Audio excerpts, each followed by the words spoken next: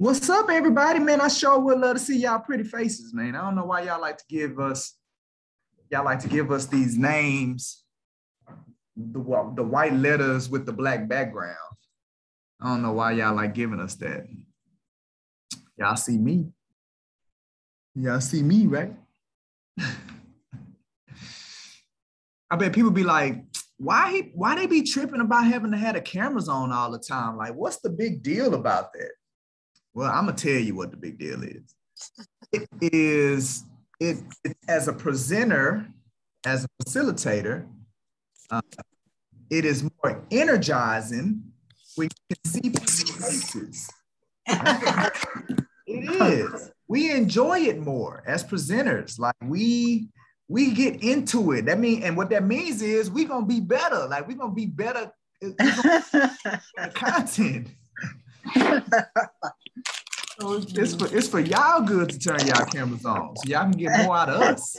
Exactly. Who wants to talk to a blank screen? Exactly. Laverne, don't nobody want to be just talking to somebody's name like Brenda's. That's what I'm saying. Who want to talk to Brenda's iPad? I'm trying to turn mine on, but my camera for some reason won't come on. Your camera not participating. Well, I can't see y'all, but I can see me. Yeah, there it is. I'm trying my best. You know, I put a little makeup on today. Oh, so you was Zoom ready. You was already. I'm Zoom ready all the time. Except one time my hair was looking a hot mess, but you know. That's all right. But we know you Zoom ready now. I'm Zoom ready now, yes. But right, I'm seriously, I'm on my iPad, and for some reason I keep hitting the thing, but it won't. Oh, wait, start video was up there. Can you see me now? No? Not yet. Not yet. Okay. There we go. Boom. Let's go, Brenda. Let's go. All right. See, now we know it's going to be fire. Brenda got all right. Let's see. But yeah, so it's more it's better. It's just better when you turn your cameras on, people. That's all I'm saying. It's just better. Yeah. I understand. All right, so we're finna get started. Lachey, go press that record button. There go Clyde. Come on now. Now let's go. All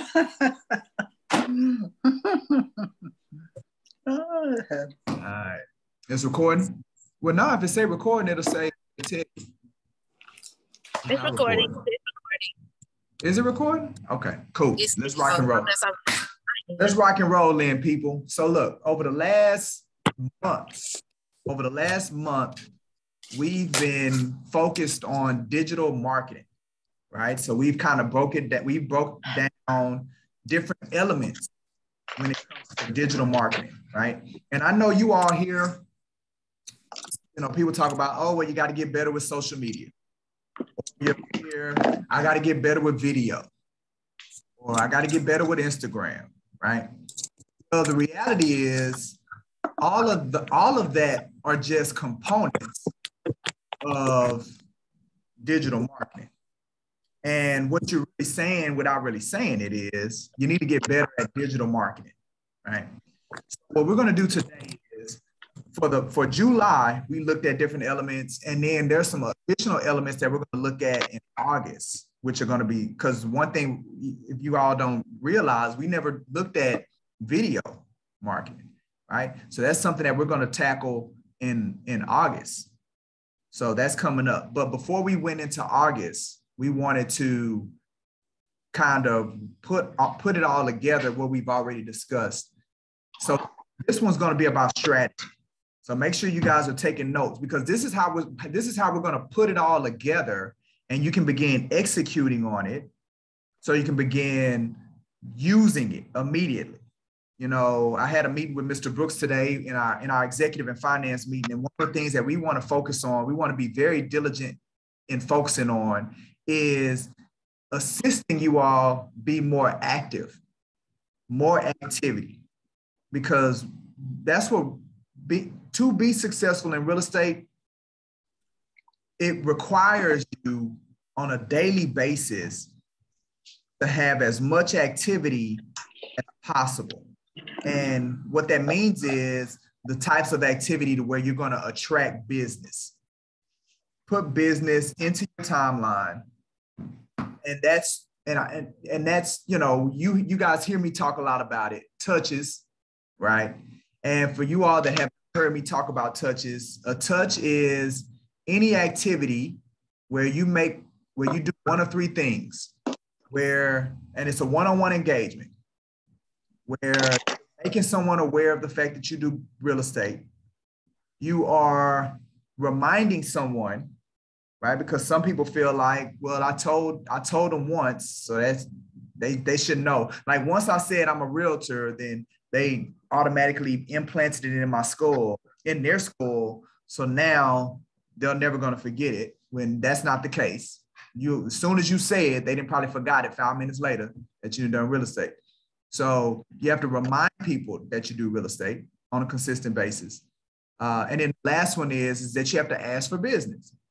So any one-on-one engagement, whether that's phone call, whether that's text message, email, or whether that's utilizing digital marketing, you have to be doing that type of activity every day, at the least doing that every day, in addition to everything else, as a way to draw business to you.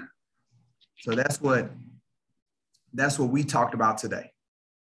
All right, let's jump into this digital marketing piece. And look, if you all have questions, we have the chat open. Ask your questions, or you can unmute yourself and ask questions, because once this session is done, I want all of you to be executing and doing things, being active. Okay. All right, so let's go. One of the first ones we dealt with was social media. We brought in Derek with Apex Mortgage, and he gave a very detailed presentation as it related to social media and educating you all on social media. We also brought in Mr. Brooks, Chikamoma, and Ciandra Bryant, where they looked at Instagram and TikTok. So here's some things that we definitely want to remember when it comes to Facebook and Instagram. You have 3 seconds to capture people's attention. So when you approach social media, when you're thinking and when you're creating your posts, right? It's a reason they call them content creators, because you have to create.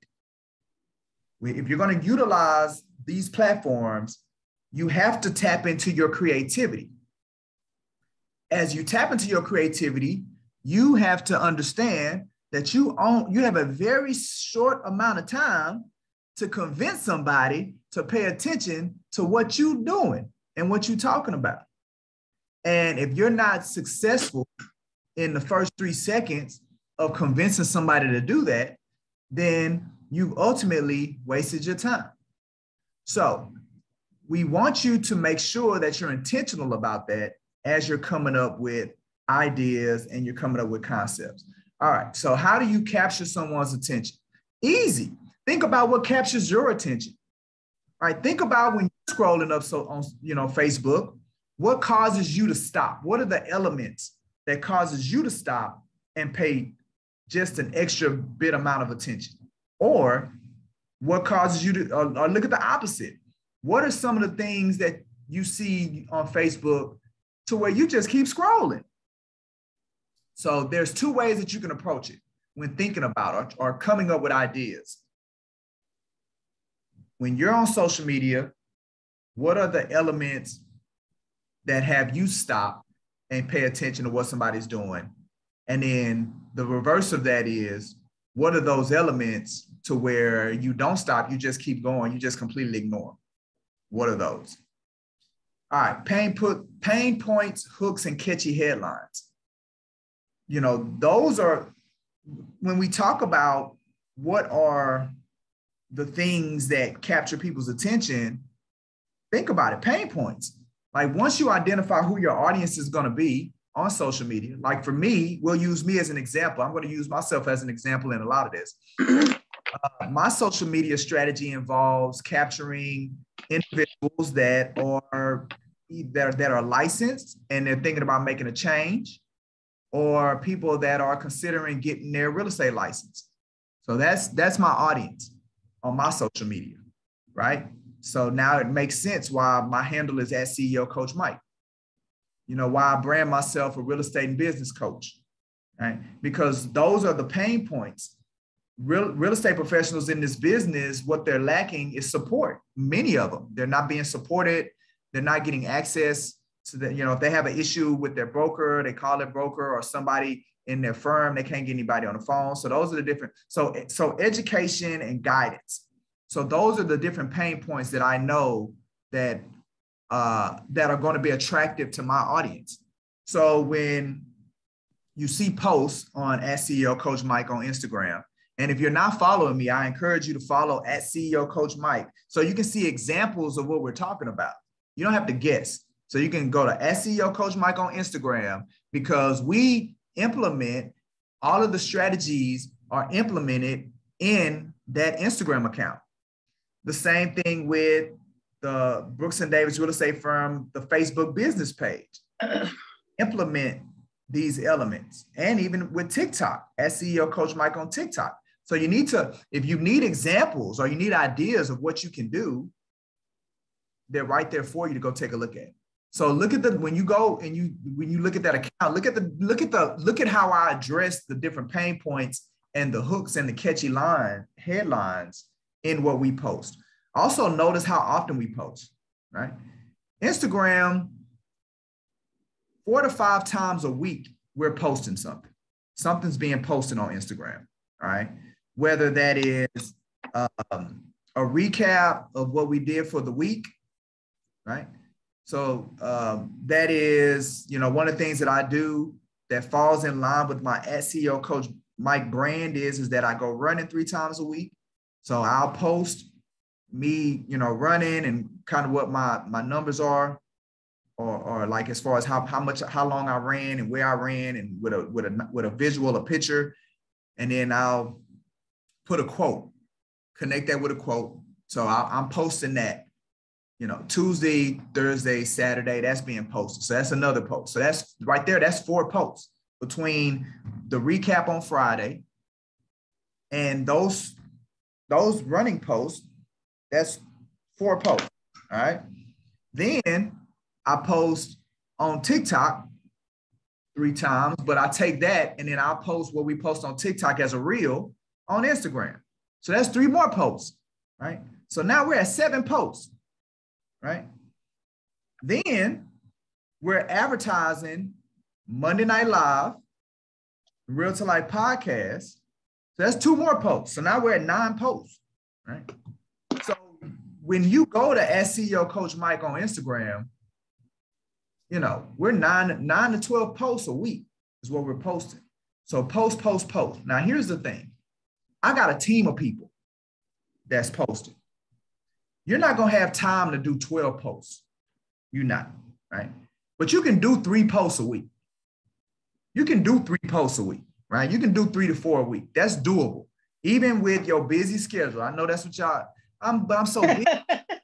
I'm so busy. I got all this stuff. I got life going on. I don't have time. That's y'all favorite.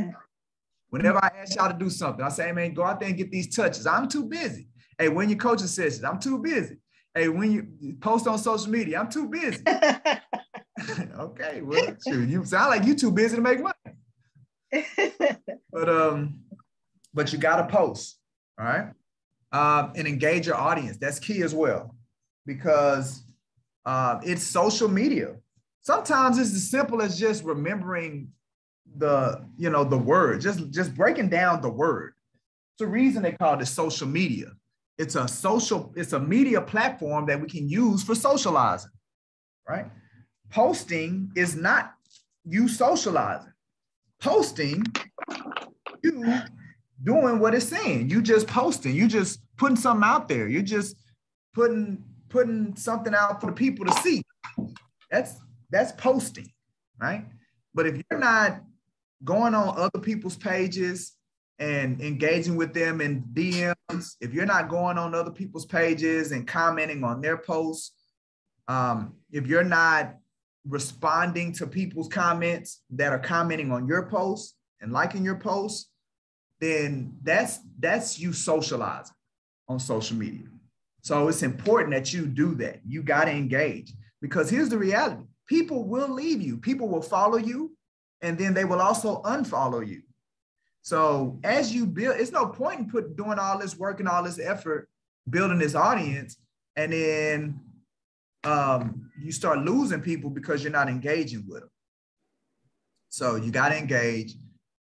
Consistency is key. You know, really in many areas in real estate, the biggest fall off is a lack of consistency. So whenever you look at your business and you see gaps, most of it has to do with a lack of consistency. And we can look at it, we can look at that social media wise, we can look at that as it relates to you attracting business to, you know, as you grow your business. So consistency is key. Be very intentional about paying attention to how consistent you are approaching this thing. How are you showing up? How consistently are you showing up? Let me say that. Okay. All right. And then don't give up so easily. Yes, please be patient with the process. Please. Because there's a lot of people that give up, man, and the breakthrough is about to happen and they give up one step before they didn't gave up, threw in the towel. Don't do that, right? You know, I was talking to the team yesterday. You know, I feel like one of the biggest challenges that new agents have is that they overthink it. You're overthinking this business, right? You have access to an individual, and I'm talking about myself, been in this business 18 years, over 1,000 transactions, multiple thousands of interactions with real estate agents, very successful in this business. You have access to that individual. Countless other individuals when it comes to your mentors. I met with Mr. Brooks today, so we're going to pull him into the fold. So you're going to be engaging with him more, and he's been in the business longer than me. So you all have access to a knowledge base that has, multiple decades of experience. Just do what we tell you to do. You don't have to guess. You don't have to try to figure it out. Just trust that we know what we're talking about and then move in that vein. Like it's that simple. So don't overthink it. So don't give up so easily. Trust the process, stay committed to it, do what we tell you to do, man, and put your seatbelt on because you're about to take off. All right, so Facebook, you can post to your regular feed. I do. I was gonna say I don't use the stories feature in Facebook, but I do. But this is how I use it. I post in my stories in Instagram. So let's go back to the post of me running that I do 3 times a week. So I'll post that in my feed in Instagram. And then I'll post it in my stories in Instagram. Now, Facebook and Instagram, they talk to one another. So that same post that I post on my personal feed in Instagram automatically posts to my personal feed in Facebook.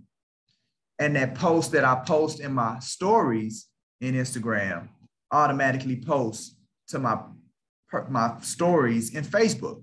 So that's how I post in the Facebook, many instances. Now, there are 2 different audiences. I have a particular audience in Facebook. I have a particular audience in Instagram. You're going to have a particular audience and build a particular audience in Instagram. You're going to build a particular audience in Facebook.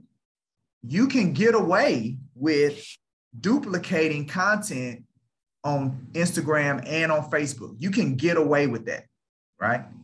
There are certain platforms that you can't get away with duplicating content on. I'll use Twitter as an example. How you will post on Instagram will not necessarily translate on Twitter unless you modify it. I know there are people out there saying, oh, well, you could take this one piece of content and then get one of these platforms like Hootsuite or some of these other social media managers, and then they'll post the same piece of content, not changed or adjusted or anything, and they'll post it on Instagram, Facebook, TikTok, LinkedIn, Well, how something looks on Twitter needs to be different than how it looks on Facebook. And then how something looks on LinkedIn needs to be different than how it looks on Instagram. Even if you're going to use the same content, you have to modify it for whatever platform that you're posting on. So let me throw that in here. That's not in on the slide, but I felt the need to throw that in there right there. All right. So be careful. Again, remember, you're only going to get 3 seconds. So if somebody's on Twitter and you post something that really has an Instagram look, they probably going to keep scrolling because that's not what's going to capture their attention on Twitter. All right. But that was my little hack. Give you a little hack on how to do Instagram and Facebook. Instagram and Facebook, you can do it. Just let it go. Let it flop. Boom. Post it on. Now you can't do the opposite. Like you can't post on Facebook and then go to Instagram. So you can't do it that way. So you can post on Instagram and then boom, it'll go to Facebook. Set that up. That's easy, right? So anybody that's choosing, even if you ain't got no Facebook account, if you're choosing to have Instagram be your platform, one of your main platforms that you're going to be present on, then go ahead and create you a Facebook account and vice versa. If you're already on Facebook, but you're not on Instagram, go ahead and create you an Instagram account so you can capitalize on both platforms because the formats work for both platforms. Okay. All right. Join a group and become an active member by posting and engaging. Absolutely. That's another easy way to touch people. Facebook is really driving Facebook groups right now. They're really driving, start group, find a person, find people on Facebook that you have something in common with, and then y'all come together in a group and then y'all engage. So what Facebook is wanting to do is they got over 1 billion people. There's more people on Facebook that are in certain countries, more people on Facebook than populations of certain countries, right?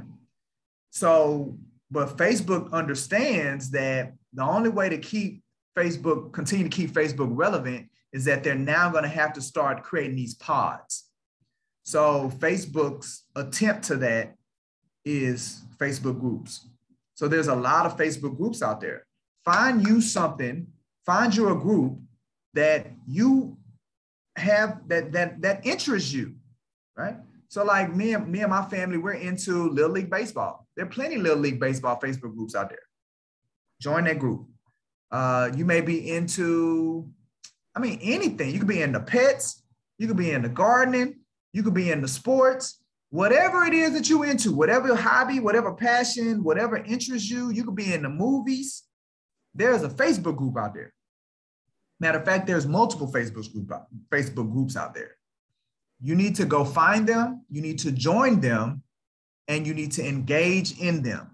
And the people, and when I say engage in them, yeah, you need to come up with some kind of schedule where you put in that group what you do as a real estate professional and work to try to drive people out of that group to somewhere else. If they have a need or something, they want to have a more in-depth conversation with you as it relates to real estate. You need to do that on a consistent basis and remind them that you do that. But most of your engagement is going to be as it relates to what the topic of that group is. And that's going to be easy for you because I'm telling you to pick a group that's of something that already interests you. Mm-hmm. So it's easy for you to engage in that group because it's something that you're already into, right? Mm-hmm. All right. I would encourage join 3 to 5 Facebook groups. 3 to 5. Because it's not gonna take you long to engage in those groups, right? Even if you take, say, every day, something as simple as 5 minutes, right? You say, okay, so set your, I dare, matter of fact, I challenge you. After you get your 5 Facebook groups, sit down, set you a timer, set it for 5 minutes, and then I want you to go through each group, scroll through it, look for opportunities to engage all groups, and you can effectively engage in all 5 of those groups in 5 minutes or less. It does not take that much time. It just takes you being consistent and doing it on a daily basis, because you never know when the person that has that real estate need is actually in the group at that time, or they scroll and see your post at that time. Like, you don't know when that's going to happen. So to increase your chances, you want to be present as much as possible. So 3 to 5 groups, that's manageable. Okay. Now go live. Some people ain't comfortable doing it. And if you ain't comfortable doing it, don't do it, because then you look crazy. Right? Nobody wants you looking crazy. Okay.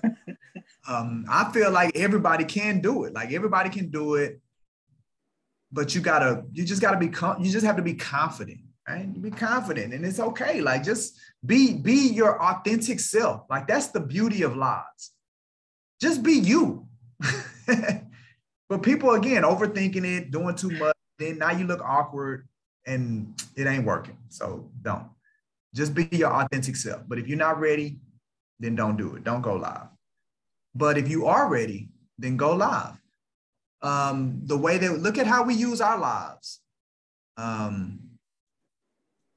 Raniel say, practice your videos. No, Raniel, don't practice your videos before you go live. That's why I'm saying y'all overthinking it.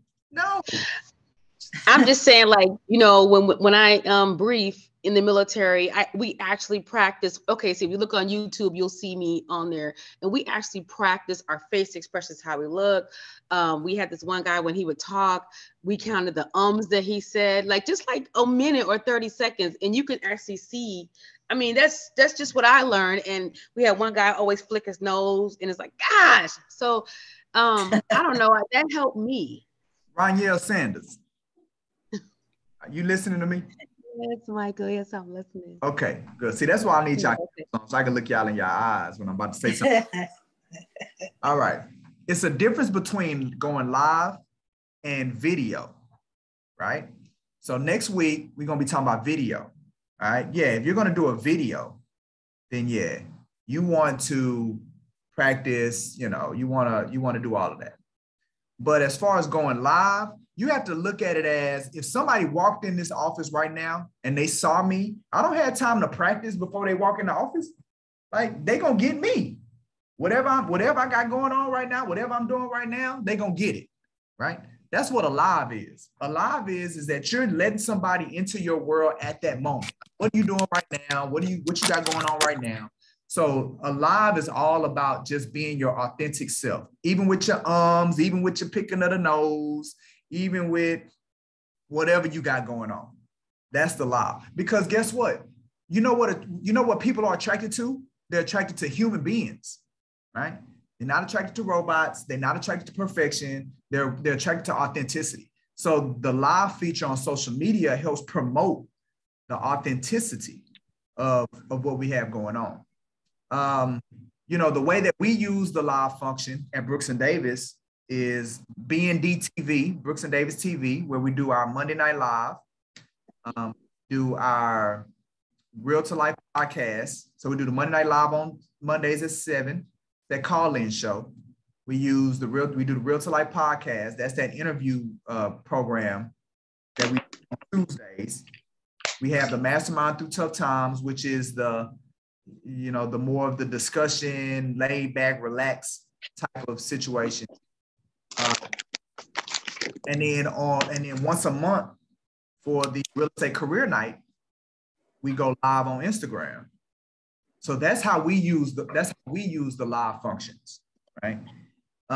We decided that we wanted to create digital shows, digital programming. So we evolved into that. So other than us going live on Instagram, because going live on Instagram is allowing somebody access into an actual event, but allowing them access using social media.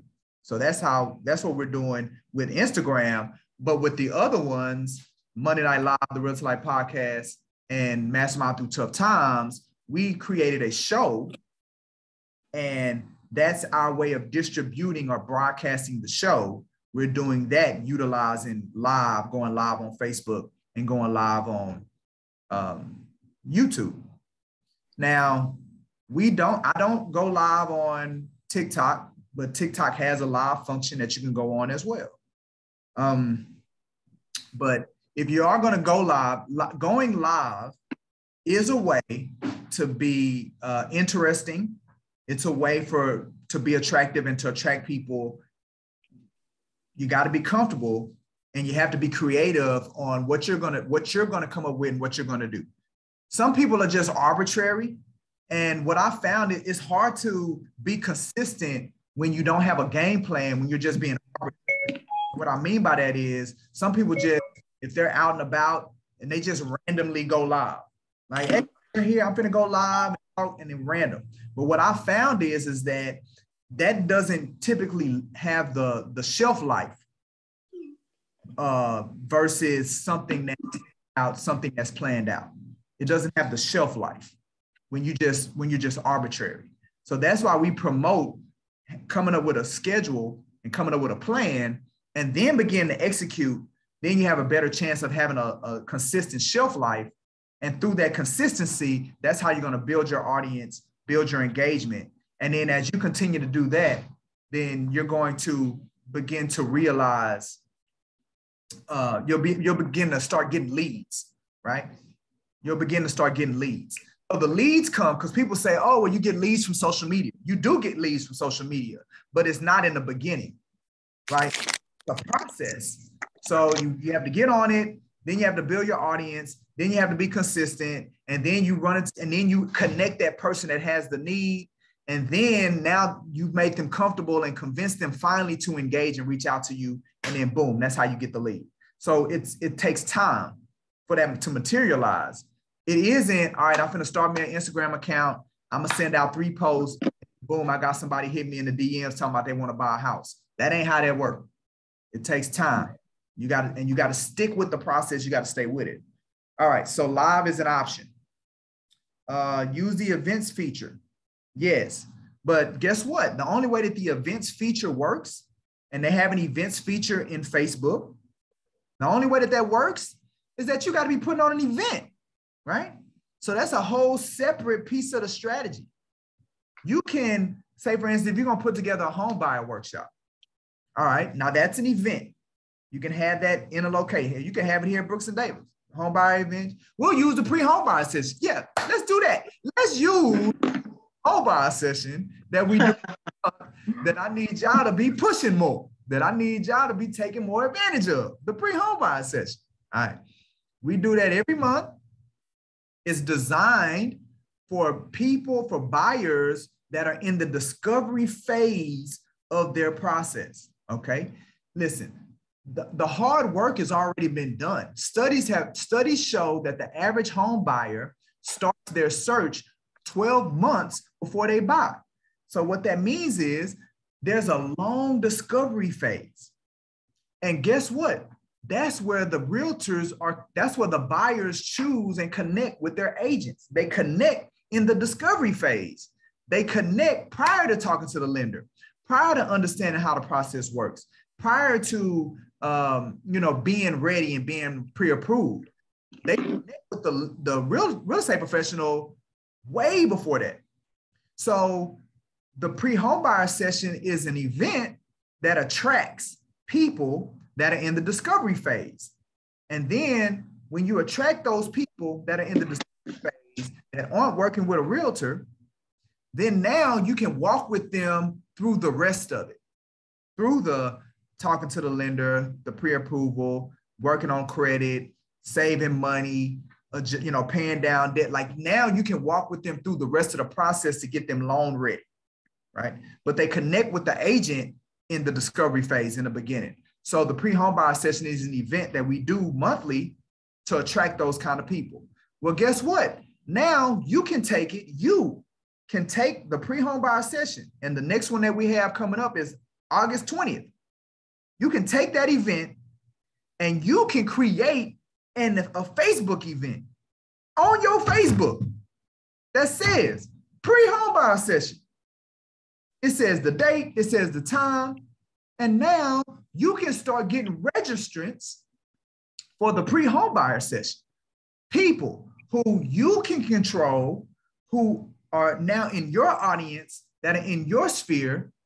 And because we're doing the pre-home buyer session in person and we're doing it on Zoom, right? That's a way now for you to use an event that we're already doing, connected to your social media and your social media presence, make you more interesting and more valuable to your marketplace, to your sphere. And you ain't even have to put the event together. You ain't even got to do the presentation. You ain't got to do nothing but push the event. So that's an example of how you can use the events feature in Facebook to give more enhancement to you as a real estate professional and leverage something that Brooks and Davis is already doing. And since we do it every month, you can do it every 30 days, right? That's definitely something that you should add to your strategy, to your social media strategy. Creating a Facebook event for the pre-home buyer session. Boom. All right, so that's an example. All right, create a Facebook business page. All right, Brooks and Davis has a Facebook business page. I know sometimes people get confused on how to use the different elements, right? Meaning, all right, what's the difference between a Facebook personal page? Like, how do I use the personal page? How do I use the business page? How do I use the Facebook group? I mean, they all Facebook. Yeah, they all Facebook, but they should be all used for different purposes. Okay. This is how we use all three of them. I do have a Facebook personal page. Now, for me, the Facebook personal page was the very first Facebook page that was ever created, right?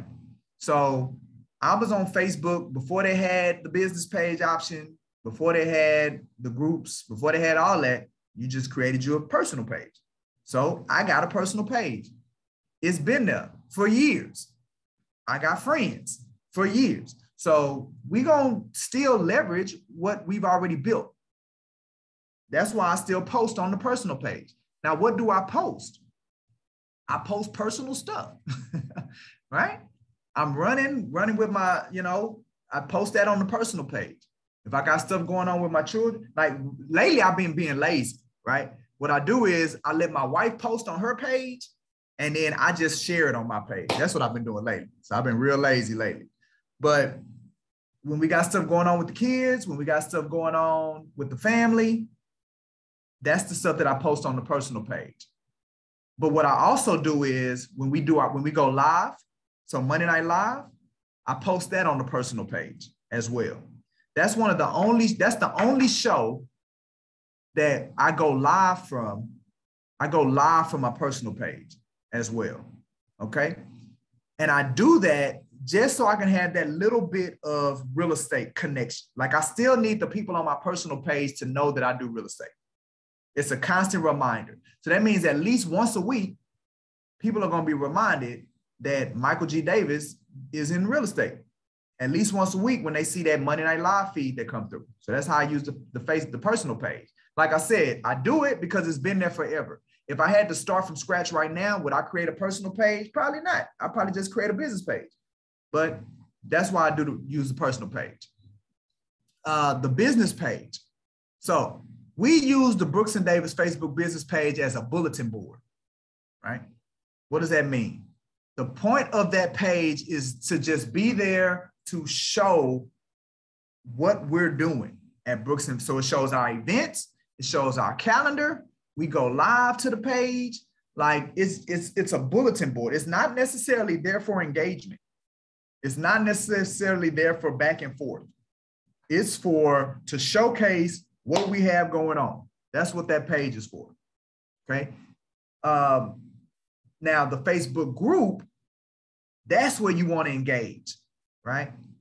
You want to drive people and followers from your Facebook business page. You want to drive them to your group, right?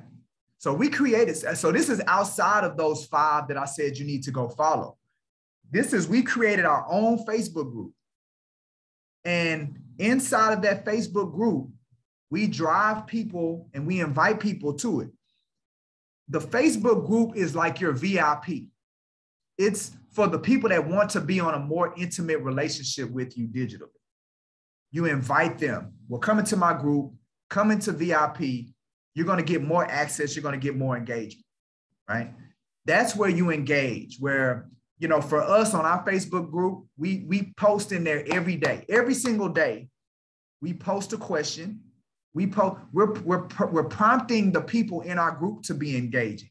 Like, you want the people inside of your group to engage with one another. You want them to post. You want them to ask questions. You want them to respond to the questions that you ask. So that's where you want to be engaging inside of the group. The business page is your bulletin board to showcase what you got going on. Again, example, the pre-homebuyer session. You can post that. Every single one of you all. You create your Facebook business page, you post a flyer, and you push the pre-homebuyer session on your Facebook business page, right? We had our family reunion this past Sunday. We were saying, hey, use that to invite your friends, invite your family, invite your colleagues. So now that was a flyer that you could take and post on your Facebook business page, right? Making your audience and your people aware of and invite them personally, invite them to this event that you have going on. I know Miss Brenda just did an open house. That's where she would take the flyer and information about her open house, and she would post that on her Facebook business page, right? So those are some examples of how you could use the Facebook business page. You want to use it to make people aware of what you have going on and advertise and market what you have going on, right? That's where you put your listings. You got a listing for sale, boom, you put that on your Facebook business page. Anything that you want people to be aware of, boom, put it on your Facebook business page, all right? If you have connections with builders, a builder, if you going to a builder community and they have an event going on, hey, you post that on your business Facebook page, right? If they have incentives that they're offering, great content to post on your business Facebook page. It's just, you want to let the world know about what's going on, all right? So that's the Facebook business page. And then I said earlier, post 3 to 5 times a week. They say studies show best times to post are 1 to 3. This is an example here in the red, is you overthinking it. I don't care when you do it. Post. It don't matter. People on Facebook 24 hours a day. Think of it like that. It don't matter. Just do it though. 3 to 5 times a week. Do it. Okay? Because you're going to see many things like this, what studies say, what articles say. Like, you're going to see a lot of that. That's why we put that on here. But what I'm telling you is, don't get caught up in that. 3 to 5 times a week. Just be present. All right. Again, some numbers. And this is what I want your takeaway to be. You're going to hear a lot of people talk about Instagram and TikTok and how big they are and how they doing their thing and they killing it. And they are. They doing their thing and they killing it. But the grand poobah of this thing is still Facebook. Facebook is still hitting big numbers when it comes to American users. Big numbers. And this is daily. 3/4 of a people every day, at least once on Facebook. 3/4 of the population of the United States. That's a lot of people. They still hitting Facebook once a day. Half of Americans do it several times. And then another key takeaway, this is what you got to take into consideration when you're creating your content. Most people that are accessing Facebook, they're accessing it on their mobile device. So whatever you post, you want to make sure that somebody can easily see it when they're looking at it on a phone, right? So when you're thinking about your graphics, when you're thinking about your text, think about, hey, somebody's going to be looking at this on a phone. So that's how you want to create, right? Make it easy for them. Make it easy for them to make that decision in 3 seconds on if they're going to keep looking at what you're doing or not. All right, so that was Facebook. All right, also, let's remember, guys, if you did not attend the sessions that we had, you can go to the YouTube channel, and we've recorded all of them. We have a playlist. Go to the playlist, and you can see all of these trainings that we did that went into detail about some of these elements that we're hitting.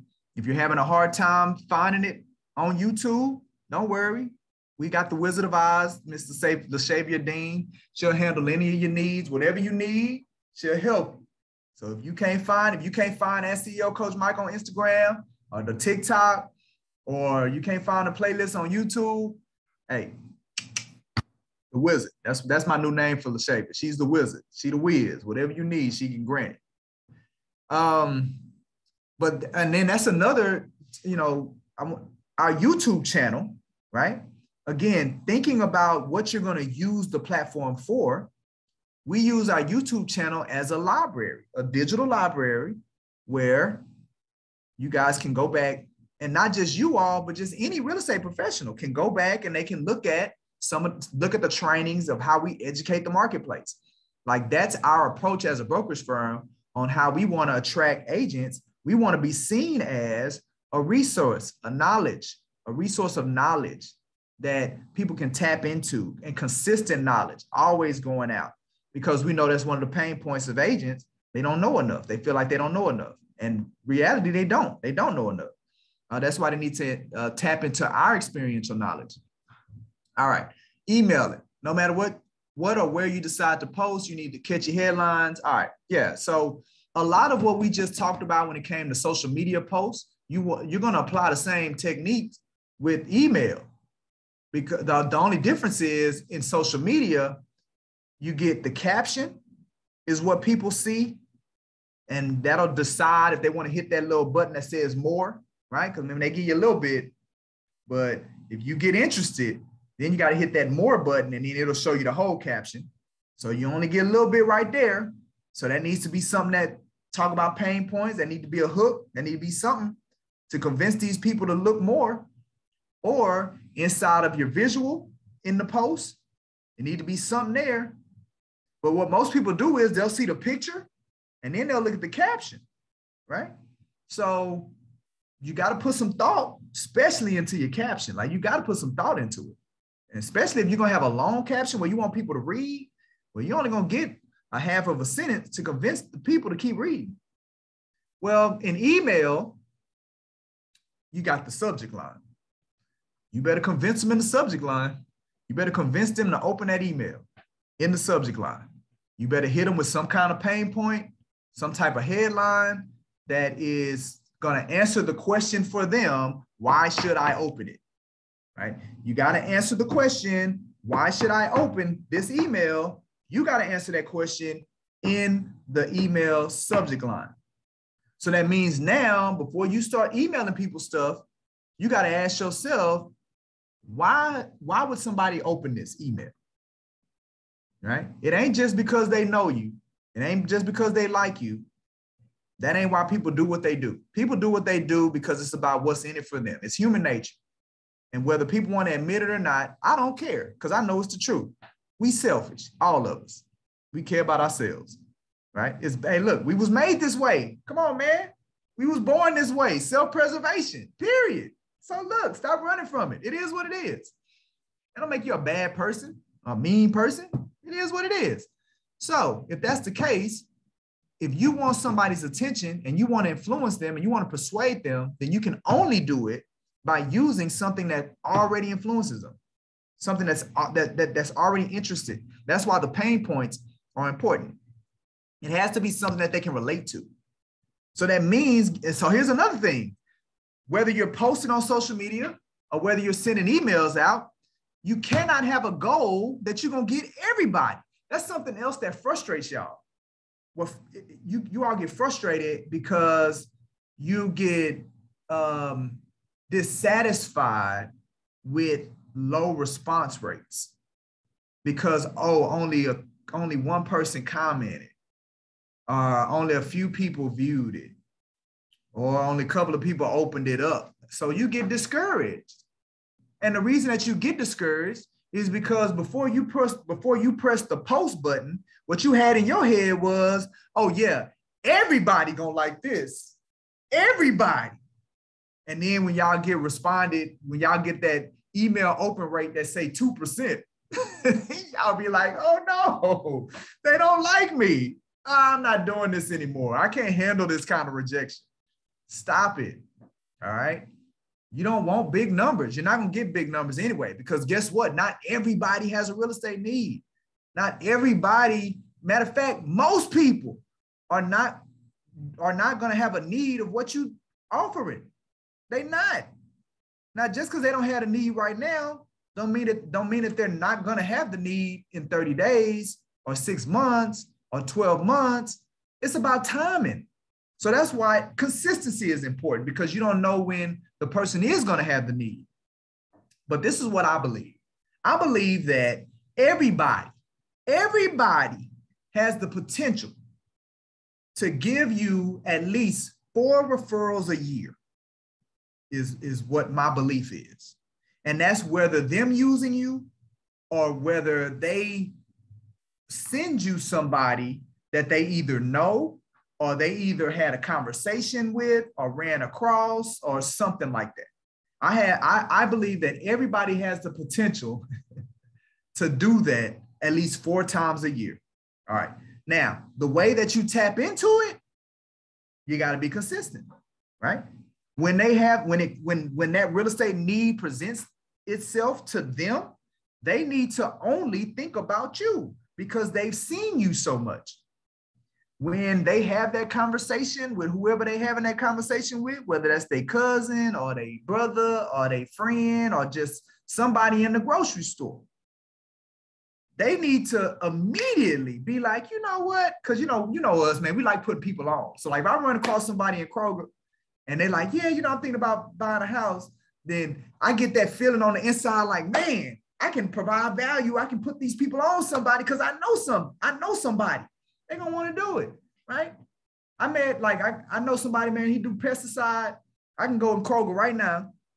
And if somebody come up to me and say, yeah, I'm looking for a pesticide person, then I'm going to start getting all bubbly and excited on the inside because now I'm in a position to where I can put them on. Hey, man, I got a pest person for you. Let me go ahead. And I could not know this person. Like, we ain't friends. They just random. But it's an opportunity for me to feel good about myself so I can tell you about this person. Well, you want to give people them opportunities. That's why you got to be consistent. You want to give them the opportunities that they can refer you and put you and connect you with somebody that has your service. So that's why you got to stay in front of them, and you got to do it in such a way to where they continue to open your content, where they continue to look at your stuff, because that forces you to stay in top of mind. So when they're out there being your walking billboard and they don't even know it, they don't even know that they out there and they are part of your marketing team, but you stay in front of them so much that they can't help but refer or put you in contact or try to connect or do whatever they can because it makes them feel better about themselves on the inside. See, that's what we're doing. Hey, look, if y'all have questions, make sure y'all pop them in the chat or unmute yourself. All right, use the 5 T's when creating your email campaign. All right, so we already talked about the subject line. So again, that's your chance. All right, we talked about target. Stop trying to get everybody and then getting discouraged because everybody ain't feeling what you're talking about. Everybody wasn't teased or attracted by your subject line, so they didn't open it. Or somebody was attracted and they did open it, but they just they're not ready. Like they're just not ready to engage yet, right? They're not ready to reach out to you just yet. Or maybe they have the intention to reach out to you and they forgot. God forbid that people have the ability to forget to reach out to you when they have the intention to do it. That's why it's key that you follow up. That's why it's key that your follow-up game is strong. Because people are actually out here forgetting. People are actually having the intention to reach out to you, to respond to something that you sent out and not doing it because they got sidetracked. We all got ADD. Y'all know we got ADD. So don't put it on them to follow with you. They may squirrel, they out of there, right? Something may happen, they done. So that's why you got to go, hey man, I know you probably forgot. That's how I always approach my follow-up. I approached it thinking they probably forgot. I know they said they was gonna call me back 2 days. They didn't call me back. They probably forgot. I know they said they was gonna call me back after they talked to their wife. They ain't call me back. They probably forgot. I know they said that they was gonna respond to my text. or they told me to call them back and I called them, but I went to their voicemail, they probably forgot. I'm gonna call them again, right? Instead of what a lot of you all are thinking, I'm bothering them. I'm not gonna call them no more. I'm being a burden. I'm not gonna engage with them no more. I'm being pushy. So I know I've only reached out to them twice, but I'm being pushy, so I'm not gonna reach out to them no more. Stop doing that, please. Can you? Right? We know that's not working, so stop. You got to do it. Again, studies, people didn't did the work for us. They didn't did studies. Studies say that conversion, we talk about follow-up, conversion doesn't happen until between the 5th and 8th time that you follow, that you engage. The 5th and the 8th time. So what does that mean? Well, I guess if calling somebody 5, 6, 7, 8 times is pushy, I got to be pushy if I'm gonna make some money in this business. That's what studies show. If having to reach and engage somebody up to 12 times is me being a hassle or a burden, then that's just something that I'm gonna have to do. Because studies show if I'm gonna help somebody in real estate, then 9 times out of 10, I'm gonna have to have engaged with that person more than 5 times. That's what studies show. So that's what I'm going to have to do. And you have to and you just got to go out there and do it. You can't be apprehensive about it. And here's the reality. People don't feel like you're being pushy when you're reaching out to them. People don't feel like you're being a bother when you're reaching out to them, especially when it's something that they've already let you know that it's important to them, right? If somebody's already told you they're thinking about buying a house, they've already let you know that what you have to offer is relevant. So people don't feel like you're being a burden when you're following up with them about something that they've already said is relevant to them. If a person puts their house let's talk about for sale by owners. If a person puts their house on the market for sale and they're not using a realtor, they've already said to you and the rest of the world that selling their house is important. Getting their house sold is relevant to them. They've already said it. So now all you have to do is come up with a very creative way to offer them some kind of value that could possibly help them sell their house. And you do that, and you do that, and you do that. And then at some point, studies again show that more than close to 90% of the sale by owners end up using a realtor to sell their house. Why is that? Because they don't know what they're doing. You can do it yourself floors, and you can do it yourself gardening, and you can do it yourself putting a pool in your backyard. You can do all of that. But doing it yourself selling a house, it ain't happening. It's one of the biggest financial decisions that most people make. It's a lot of variables that go into selling a house, period. If it was that easy, guess what? If it was that easy, it wouldn't be so hard for us to get our real estate license, would it? It would. It's hard. So 90% of for sale by owners end up using a realtor. So the way that you put yourself into that 90% is that you go find some for sale by owner or some expired. They already said that it's important to them that they want to sell their house. They already said it. So now you go find a way to where you can provide value or help them or come alongside of them or partner with them to help them achieve what they're trying to do, which is sell their house until they come to the conclusion, let me just let them sell it because I don't know what I'm doing. But you got to be there alongside of them when they had that revelation, right? This stuff ain't that hard, people. It ain't that hard. Y'all be overthinking it. Stop. That's why the coaching once a week, coach with me, we gonna get you there once a week. All right, so target, important, personalize it. Teach, that's value. People, let me tell you what people want. People want to learn and people want to receive something. They want to learn, they want to receive, right? People are interested in contribution and they're interested in growth. All right, so now if that's the case, for most people, buying a home is an opportunity for them to expand identity. It's an opportunity for them to grow, and they want that. They want to move to another level in their life, right? So you can educate people when it comes to, this is what you should be educating people on. And this is what I would like to see agents stop doing. Buyers do not need to know like the language and the definitions of real estate. They do not need to be educated on that. Matter of fact, I'm hesitant to say it, but I'm gonna say it because I believe it. You know, once you've been in something almost 20 years, you can just say what you want to say. Like, whatever, I've been in it, I've been doing it. Buyers don't even really need to be educated on the buying process. They don't. Think about it. Me and the wife, we just recently bought some appliances. Bought a refrigerator, stainless steel. I feel like we spent too much money for it, but you know, happy wife, happy life. Y'all know how it goes. Stainless steel stove. Ended up buying a dryer. We went in there for one thing and came out of there with 3 different appliances. I'm like, what are we doing? All right. But when I went in there, I had zero desire. Let me tell you, I had zero desire on being educated on the process of buying appliances. I didn't care.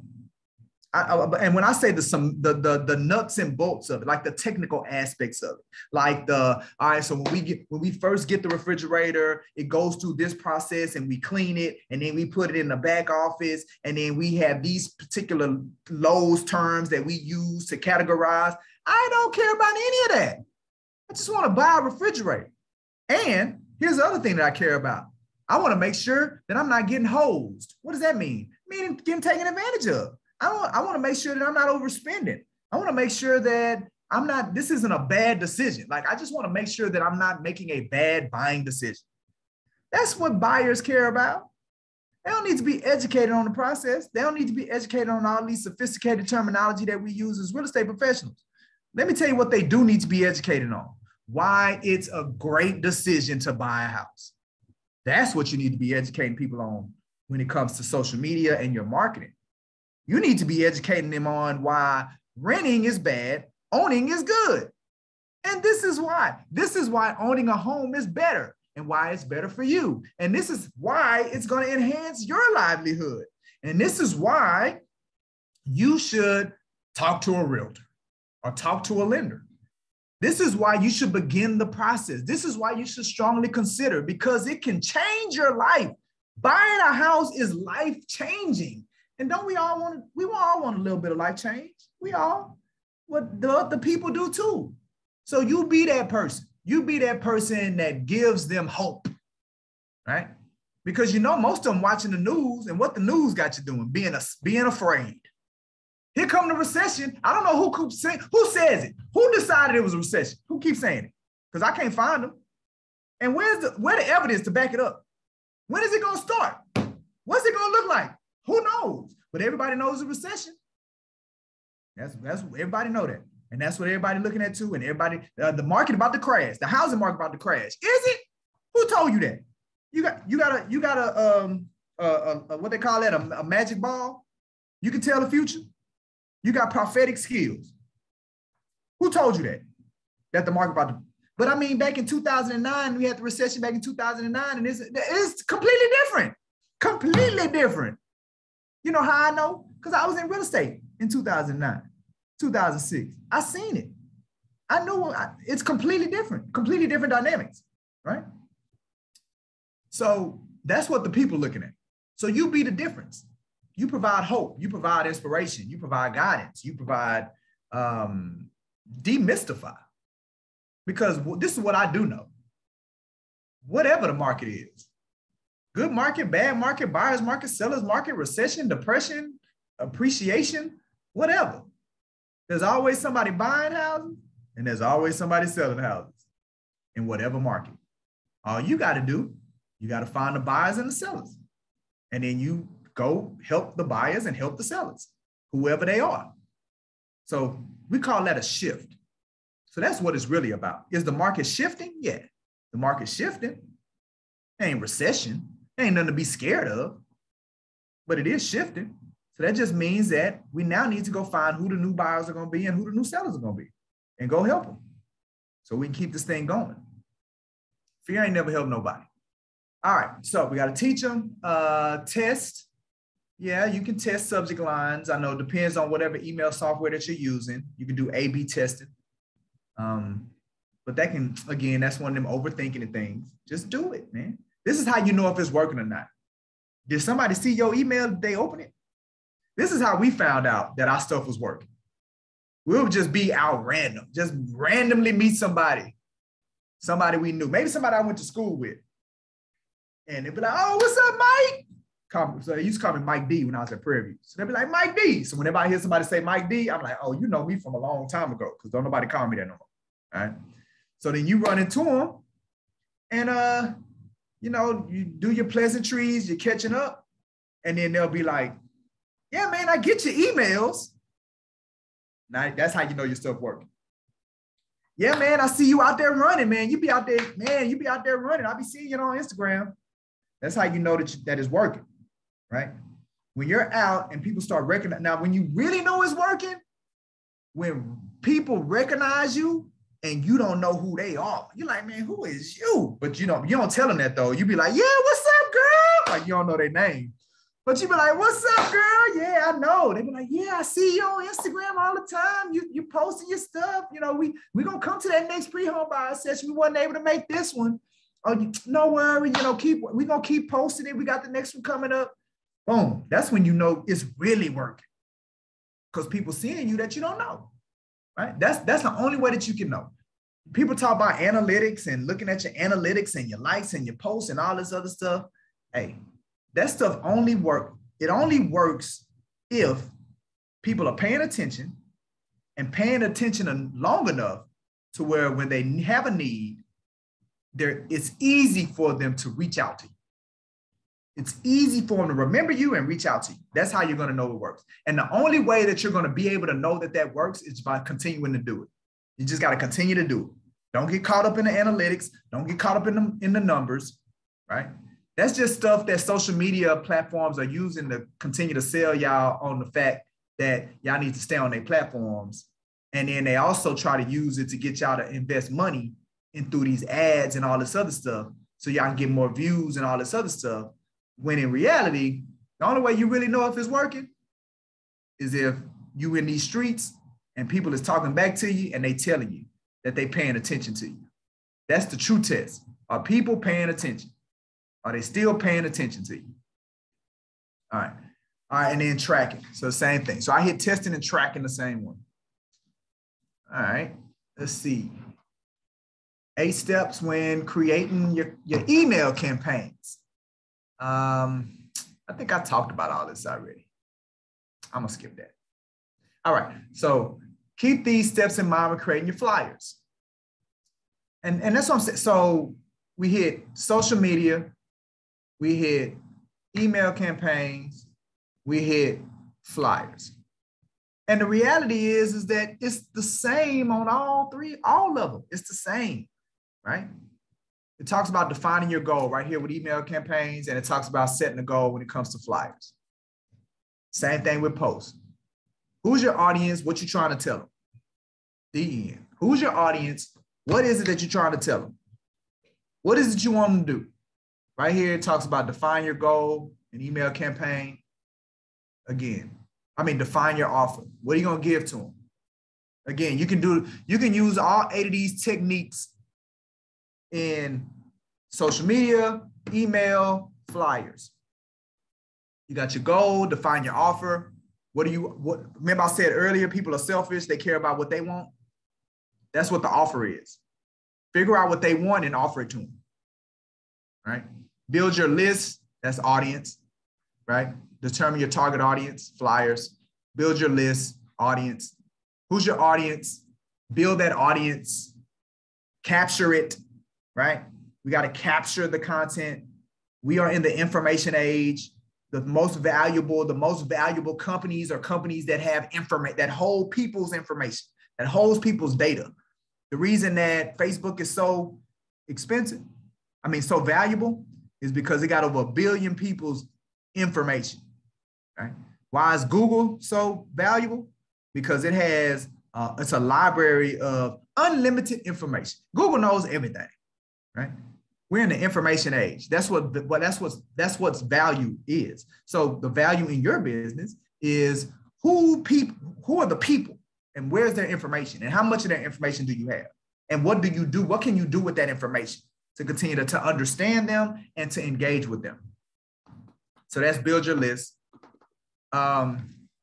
Determine content. So that's content creation, right? Determine what type of email campaign. So that's content creation in social media. Same thing with flyers, or create your flyer. So determine what type of email, determine what type of flyer. Choose your subject line. That's your teaser. Same thing with the post. We talked about that in the caption. Email in the subject line, flyer, headline.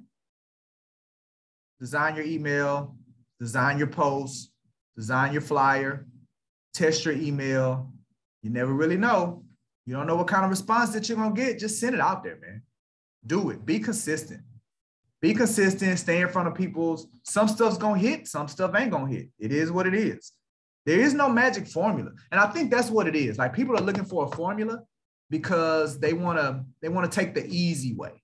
Like, if you can figure out the magic formula, then then you don't have to really think as much, right? Then you ain't got to create as much. I'm just going to do the same thing over and over again because that's the magic formula. Well, guess what, people? That's boring. Nobody wants that. That's why you'll never find the formula, because the formula doesn't exist. And when the formula hits, guess what? They change it. It's constantly evolving. People talking about the algorithms. It's a reason that these platforms change their algorithm. They keep changing their algorithm because they want you to stay creative. If they kept the algorithm the same and people figured it out, and then people just posted content that spoke to the algorithm so they can get more exposure, then it would get boring. So that's why they constantly change the algorithm, to force y'all to keep being creative. Because guess what? That's what we want. We want your creativity. That's what's entertaining. That's what's inspiring. That's what's encouraging. Your creativity. That's what cannot be replaced by a computer. Everybody's afraid of AI and the computer, or they're afraid of jobs being outsourced. Guess what? Can't be done by a computer. They can't create, right? All they can do is follow commands. You feed them a command, they execute. Input equals output. This input in will give you this output out. That's how computers function. From the simplest computer to the most complex computer, it's input equals output. They don't create. They don't come up with something from nothing. They can't do that yet. They can't do it though. I don't care how sophisticated the computer is, they can't create. So that's what makes you special.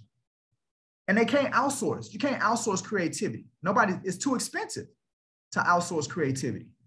Now you can outsource, something that can be duplicated. So that's the thing about math. Math is duplicable, right? 1 + 1 = 2, no matter what language you're in. That's what it equals, right? Engineering, science, they all have precedents, and they're going to be the same regardless of the language. It doesn't change, right? Create, what they say, beauty is in the eye of the beholder. The thing about creativity is that it depends on the person seeing it. So it's not the same across the board.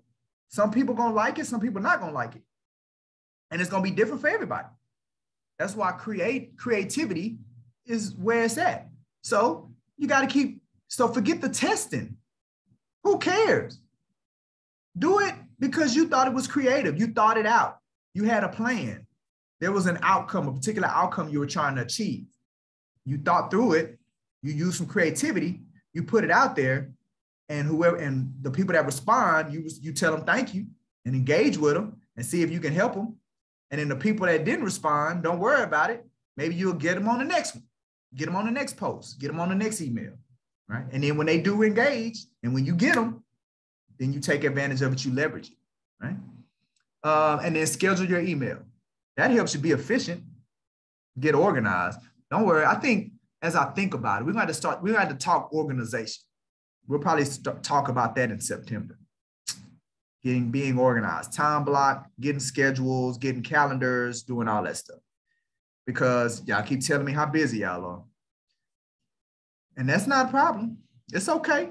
It's all right for y'all to be busy, but I'm pretty sure y'all not effective. I mean, I got to make y'all more efficient since y'all gonna be busy. So let me help y'all be more efficient.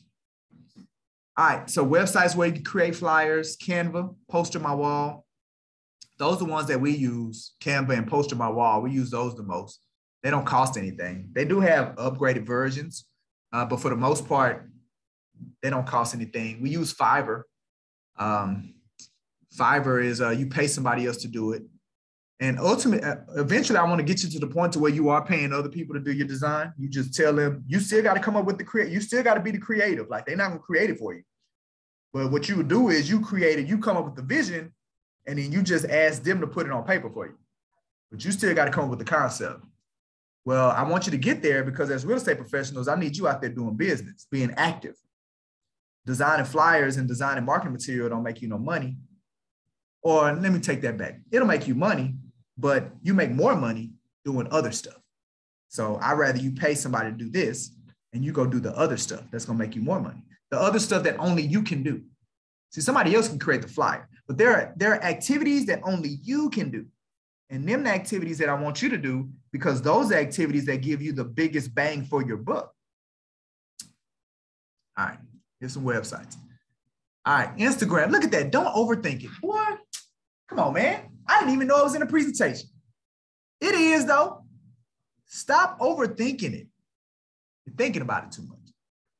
20 years, y'all have access. You all have access to multiple decades of expertise. Just say, look, just do what we tell you to do. You got your mentor, you got a coach. Now we got Mr. Brooks. Man, we're going to give you gems. We give you anything you need to know. We know. Don't overthink it. So Instagram, TikTok, don't overthink it. Creative, be creative, and post, right? Don't look for perfection. A lot of us, we're trying to figure out, we're not posting because this is what we do. And y'all tell me if I'm lying. You'll be like, you'll come up with an idea and be like, oh, you know what? I should post this. So then you start thinking about it and then you say, nobody really gonna like that. Or as you start creating it, no, it ain't what I thought it was originally. It ain't as good as I thought it was gonna be. It ain't as funny as I thought it was gonna be. So then you don't post it. Stop doing that. Post it. You ain't got nothing else. Post what you got, right? If that's your idea, put it out there. Be creative. All right, I know here's another thing that y'all run into because I run into it myself. You'll be doing something like driving and then boom, you hit that moment of inspiration. Oh man, this would be a great thing to post. But you're like, man, I'm driving. I got to catch it. You know what? I'm going to write it down when I get to my next stop. Boom, you get to your next stop and then what happened? Oh, I forgot. What was it? I know it was good. Oh, I know it was good. What was it? I lost it. I know that be happening to y'all. It happened to me all the time. So what I do is I got me a note in my phone. And I know, because sometimes I'll be like, all right, I know last time I forgot, but this time I'm going to remember. So when I get to this next stop, I'm going to remember. Because I know last time I forgot. This time, no, I'm going to remember. As soon as I get there. And then, I forgot it. And then you be mad at yourself. I knew I should have wrote it down. You ain't got to do all that. Get your note. Soon as that moment hit, man, type it up real quick, as fast as you can. Even if you got to pull over to the side of the road. There have been times that I literally pulled over to the side of the road because I needed to capture it, right? Capture it. And so you can use it. Don't second guess it, especially if you don't have any other content to post. Post it. Post your content. The easiest way to the easiest way to execute it for you busy people, because I know y'all busy. The easiest way to execute on your social media, your strategy, is to come up with a day, maybe 1 or 2 hours, and do all your posts for the week on that day. That's what we do for TikTok. We one day, me and CC, we get together, we run ideas, and we shoot our videos, we do the captions, we do all of that, we save it in drafts, and then as I go through the week, I post. It takes 2 minutes to post it. Most of the time, it's coming up with it. So that's why we have to be intentional. So on my calendar, you'll see a time block where it says shoot TikToks. It's literally on my calendar. Just like finance meeting with Brooks, just like training Brooks and Davis agents, it's a piece on my calendar. Every week, shoot TikToks.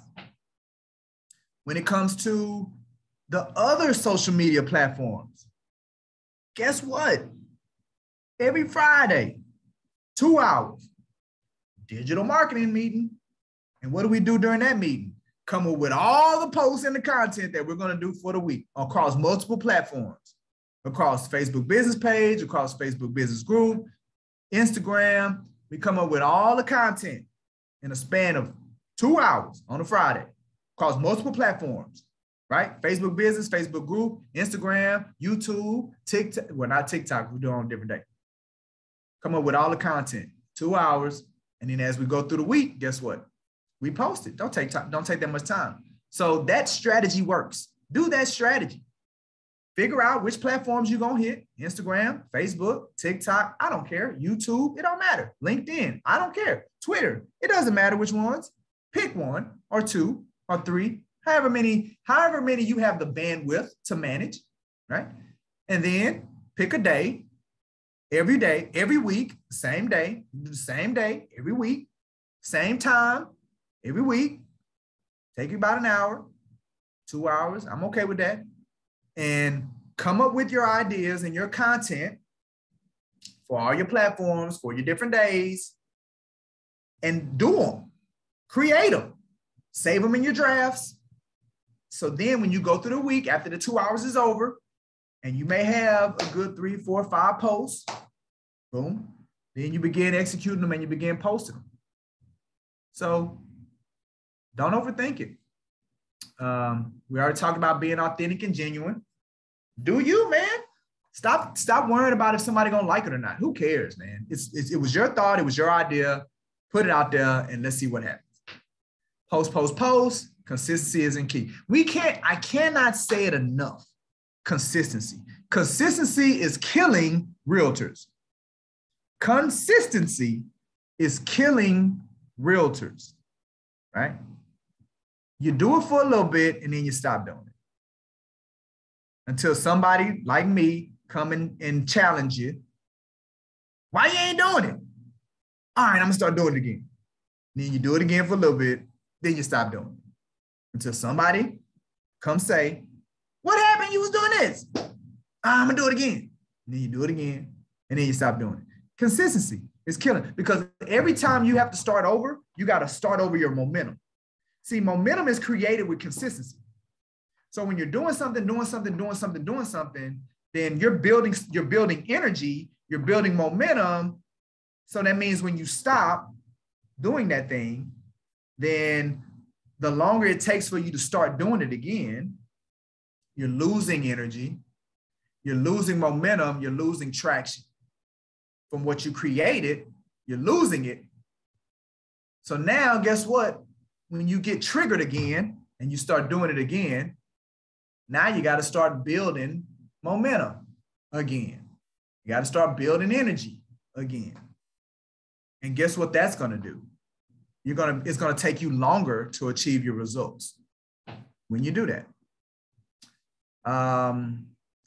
Look, so matter of fact, it comes to my mind, I need to text my son's pitching coach today. We got pitching practice. But his facility is about 20 miles away from here. Is it 20 miles? No, it ain't 20 miles. Maybe about 10 miles. Probably take us 20 minutes. We'll say that. The facility to take my son to his pitching coach is about 20 minutes from here. All right. So I could decide to say, let me start the car, put my foot on the gas.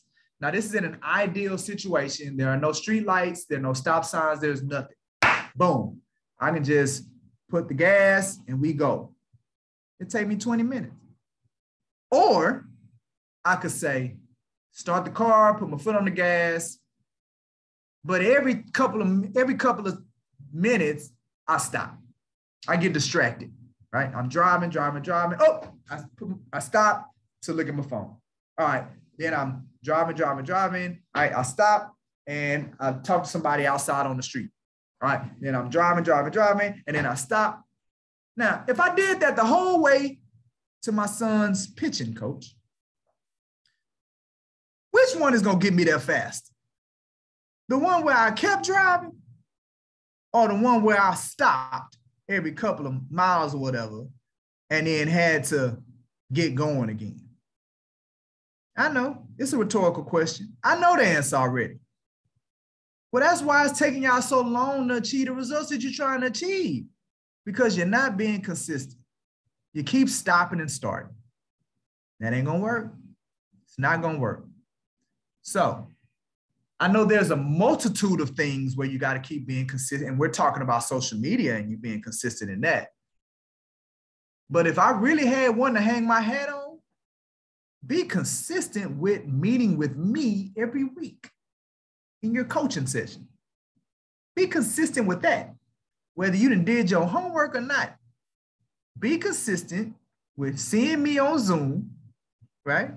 Or in person, either at our central office or our west office or our north office or whatever. I don't care. I don't care how we do it. Be consistent with that. And then we can work on the consistency and all the other stuff. But that's the thing that's killing realtors, consistency. All right, here's some ideas of things that you should post. Look, you can Google that. Or we can work on that in coaching. But there's so much, man. There's just so much stuff you can post, right? But this one, I feel like this slide is more important than this slide. This is why.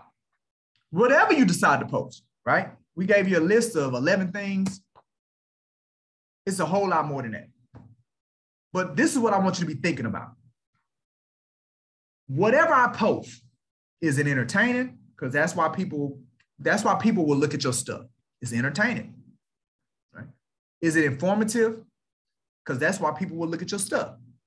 It's they're learning something. They're being made aware of something that they did not know. Now, be careful when it comes to informing, because remember what I said earlier, Google know everything. Now, so if it's something that they can find on Google, that maybe you found on Google, don't really post that. They can find it on Google. They may have found it already. And you know the way Google working right now, they sending you stuff. Like when you go to Google like, hey, did you know this? Like Google putting stuff in your face.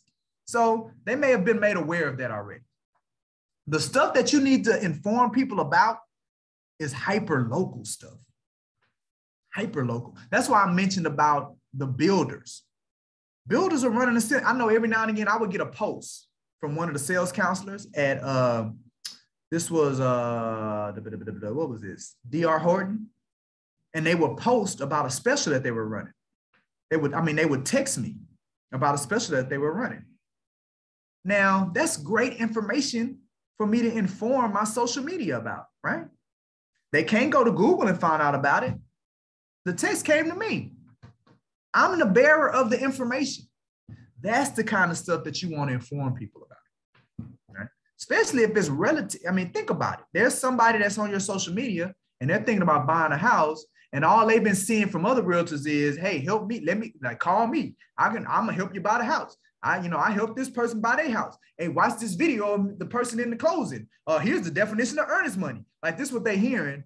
And then from you, they get, hey, DR Horton is offering 6% on houses, man, but they're only giving you 30 days for the month of July. Who you think they're going to respond to? They, what? I can say 30,000. What? They're going to call you. That's the stuff you need to be informing people about. All right. So that when we say information, that's what we're talking about. And then inspiration. I said it earlier, man. People looking at the news, man. The news is bad. It's depressing, it's scary. It's all of that stuff. People want hope. They want inspiration. So they're going to gravitate to that. Right? Just follow. Look at Obama, man. That's how Obama got elected president, man. That boy was offering hope and change. right? He never went into detail on what it was. What is the change going to be, Obama? The fact that it's going to be a black man as president? That's the change. That's the hope. But that's what inspiration is, though. Like, people want that. People want hope. Like, people, they don't want to have to think about gas prices. And they don't want to have to think about recession and the war and Brittany Griner and if she ever going to come back to America. Like, they don't want to think about that stuff. Ranielle say, nope, she might as well change her citizenship. They don't want to think about that. So inspire them to something else. And I take it a step further. There's a lot of people that want to buy a house, but they're scared. There's a lot of people that want to put their house on the market. They're scared. Inspire those people to take action. And look, they don't even have to take major action. Just inspire them to take the next step, whatever that is. And let them know that it's a small step, like a phone call, to fill out an application on a lender's website. That's a very small step to see if you're in a position to buy a house.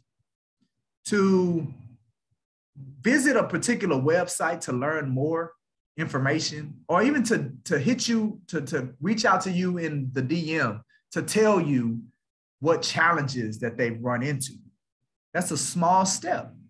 So inspire them to take the next step, for a person to attend our pre-homebuyer session. Even if they don't come into the building, for them to just log on to Zoom on that Saturday at 11. It's a small step. Inspire them.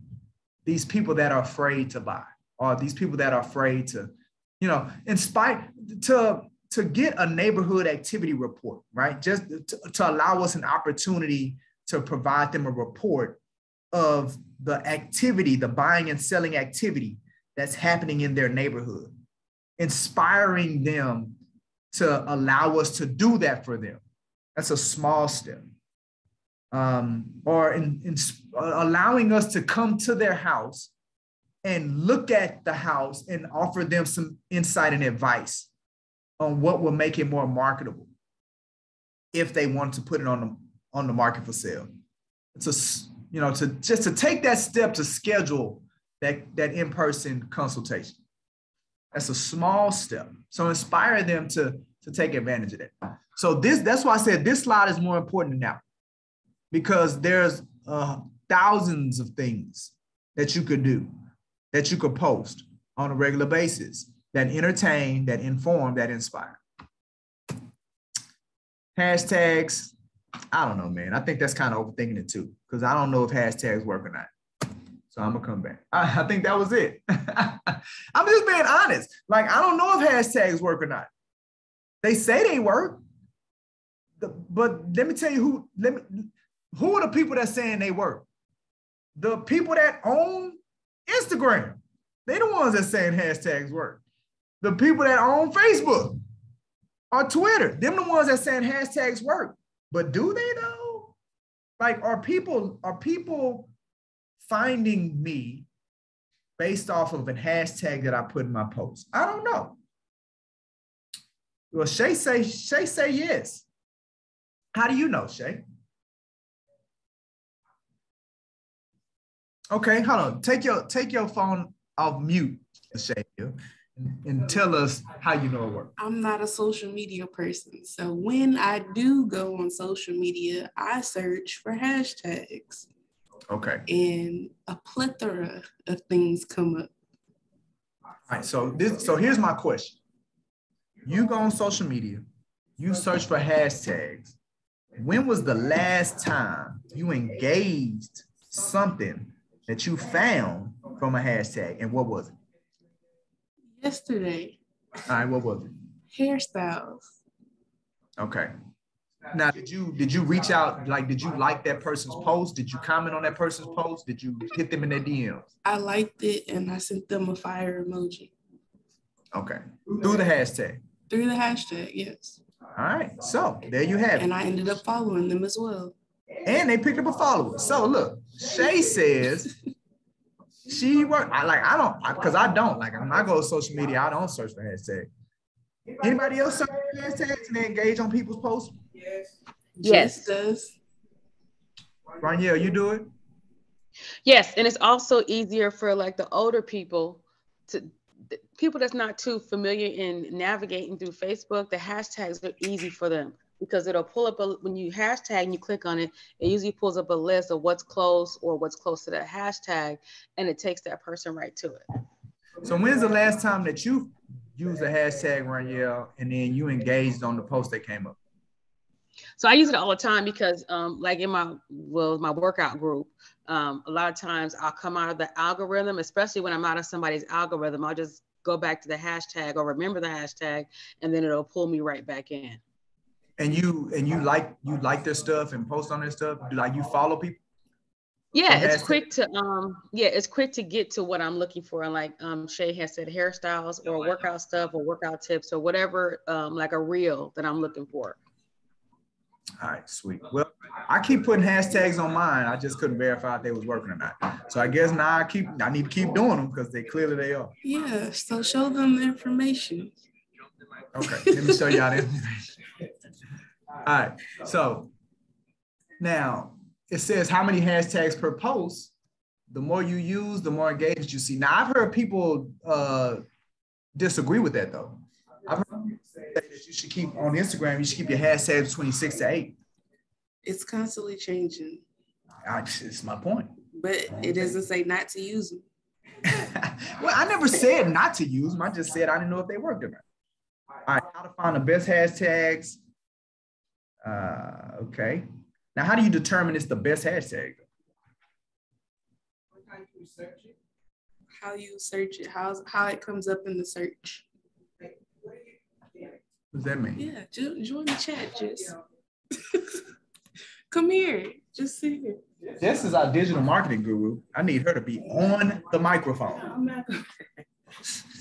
You got me on camera. Tell us about the hashtags, Jess. Y'all gonna see her next week. Ain't you doing yours next week? I only hope in 2 weeks. No, next week. It's next week, ain't it? Okay. Yeah. But no, just one of the easiest ways, just really simple and basic. It's just what would you be searching for on that particular topic? So if you were looking up something. So if it's in Houston real estate, of course you would hashtag Houston real estate if that's what it's a topic about. So whatever you're posting about, just think about those simple things. If it's you at a restaurant with your friends, celebrating a closing, you might put food or hashtag food because it's relating to that. You might hashtag that restaurant. And other people will possibly be looking who are at that restaurant will see your post. Just simple things, but it needs to be related to whatever it is that you're actually posting. That's one of the simple ways to come up with hashtags. See, there y'all have it. Use y'all hashtags. Look, Shay wanted me to show y'all the slide, so here it is. All right. Any questions? What questions do y'all have? Thank you, Jess.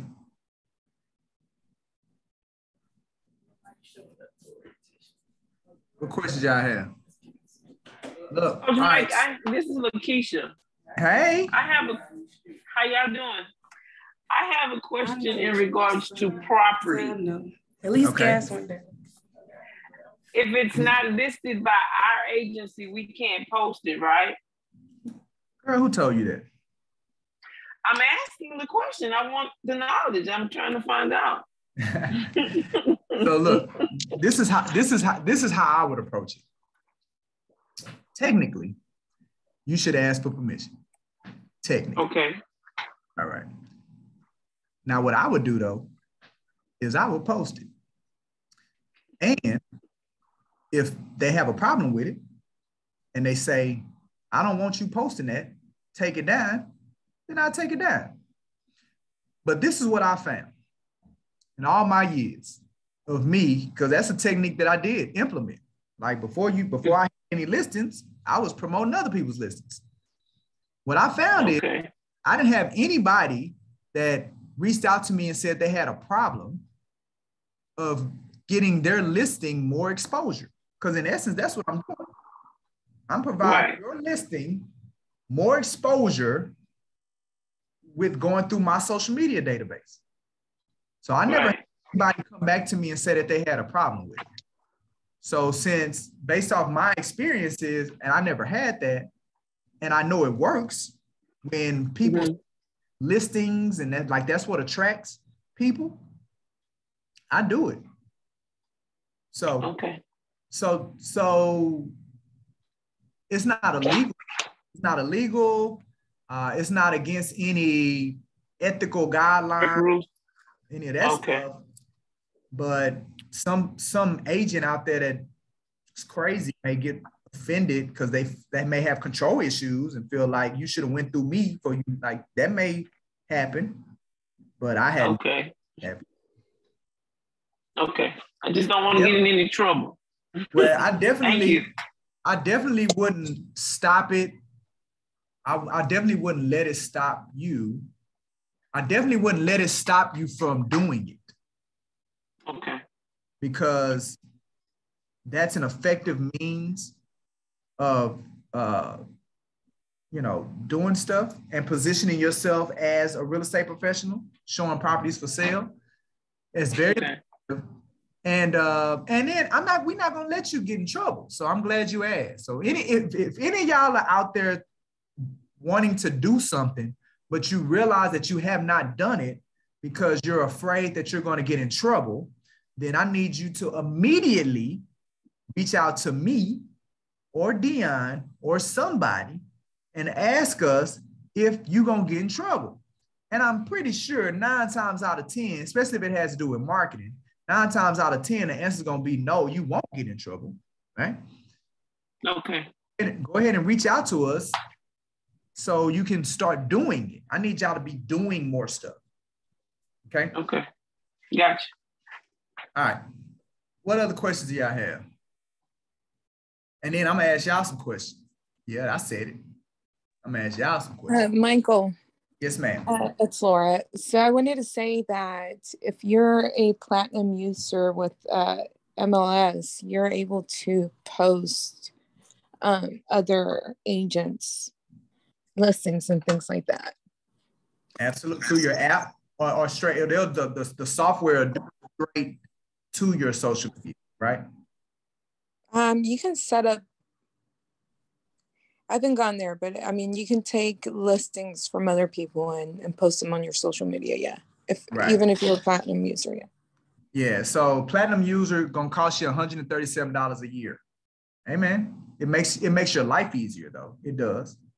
I don't get any kickback. I'm still have to pay my same $470 a year to HAR that anybody else got to pay, whether I promote platinum or not. So I don't get nothing out of it. But they do have some components in there that will make your life easier. Like they give you a website that you can direct people back to, make you look more polished. They make it easier for you to take those MLS listings and transfer them onto whatever social media platform that you've created. They make it easier. There's some other things that you can take advantage of. So there's value in it, but it does cost. It's $137 extra. This is on top of your regular HAR member dues, $137 a year. Whether you do platinum or not, you are able to take other listings, other people's listings for sale, and push them on your social media to generate requests or interest or whatever. You may be able to use another listing to inspire, right? Inspire somebody, hey, you too can own a house like this, right? Check it out, look at it. You can do this, we can do this. So that's an option. All right, what else we got? Good, I'm glad y'all don't have no more questions because I want to ask questions. All right, so based on what was just presented, and I'm looking for 100% of participation, 100%. So now don't be hiding. What are you going to do immediately based off of what you just learned today? What are you going to implement immediately, like today? I'm scheduling posts on my Instagram right now while I'm talking to you. So yeah. I'm talking immediately. Let's go. All right, who else? What are you going to do immediately? All right, so Joy says she's going to schedule social media. All right, well, let's do this then. Let's do this. what kind of posts you about to send out, Lakeisha?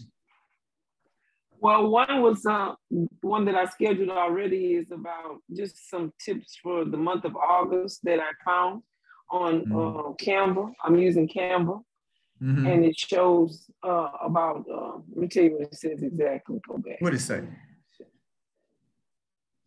It says, welcome to August. Where is it, man?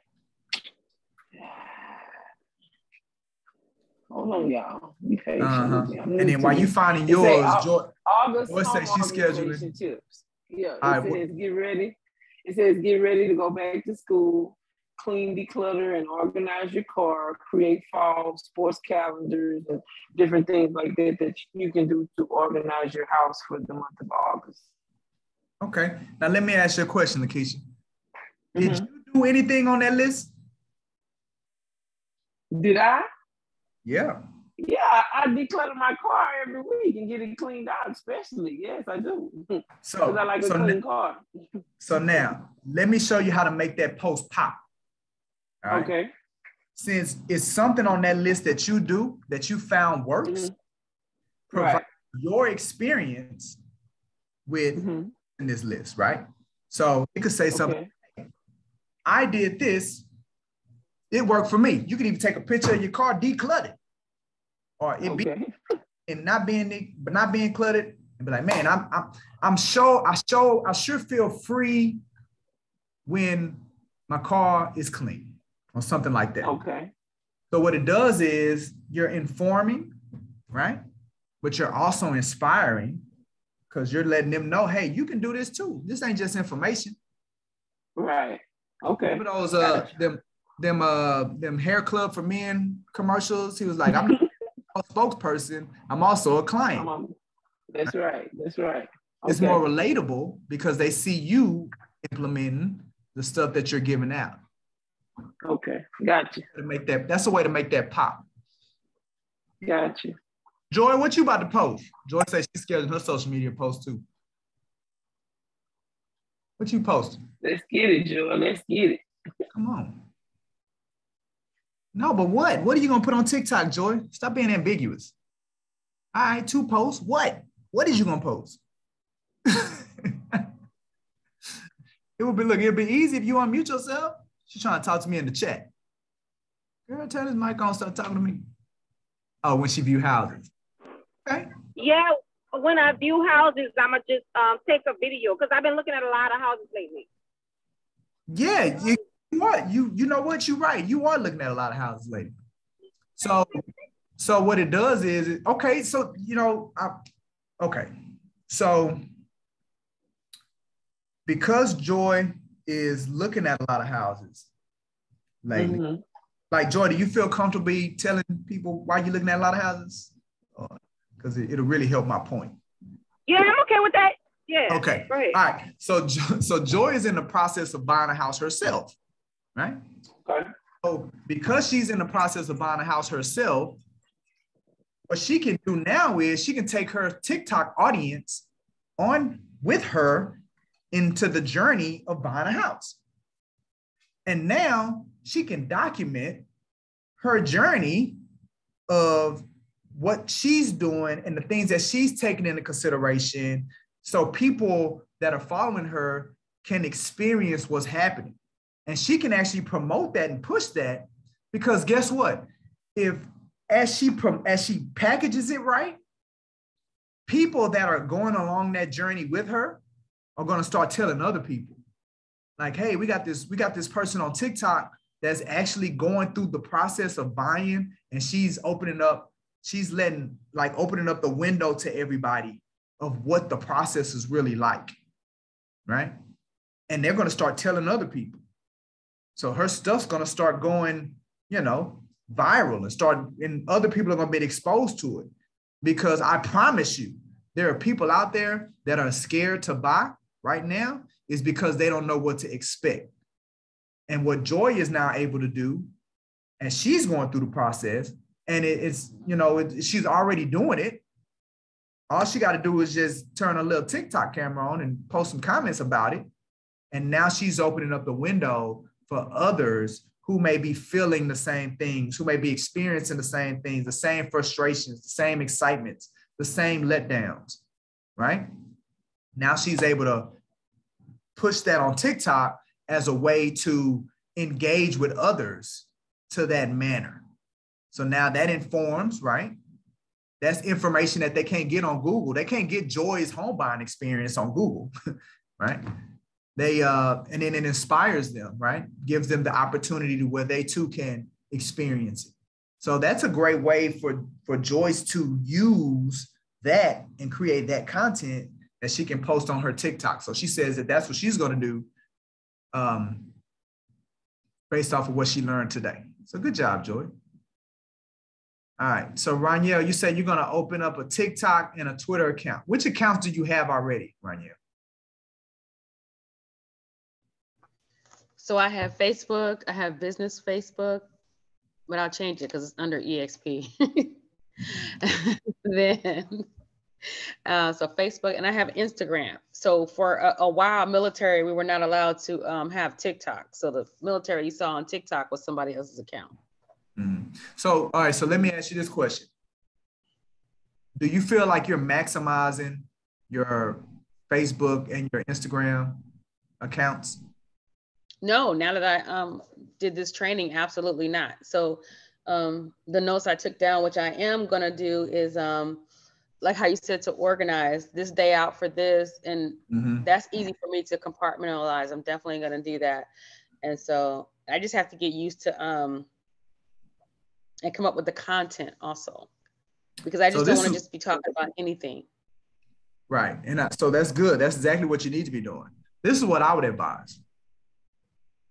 Or you tell me what you think about it. Do you feel like it would be easier for you to build momentum in your Facebook and Insta, like what you already have? Do you feel like it would be easier to build momentum in those areas, or harder if you add 2 more accounts to it?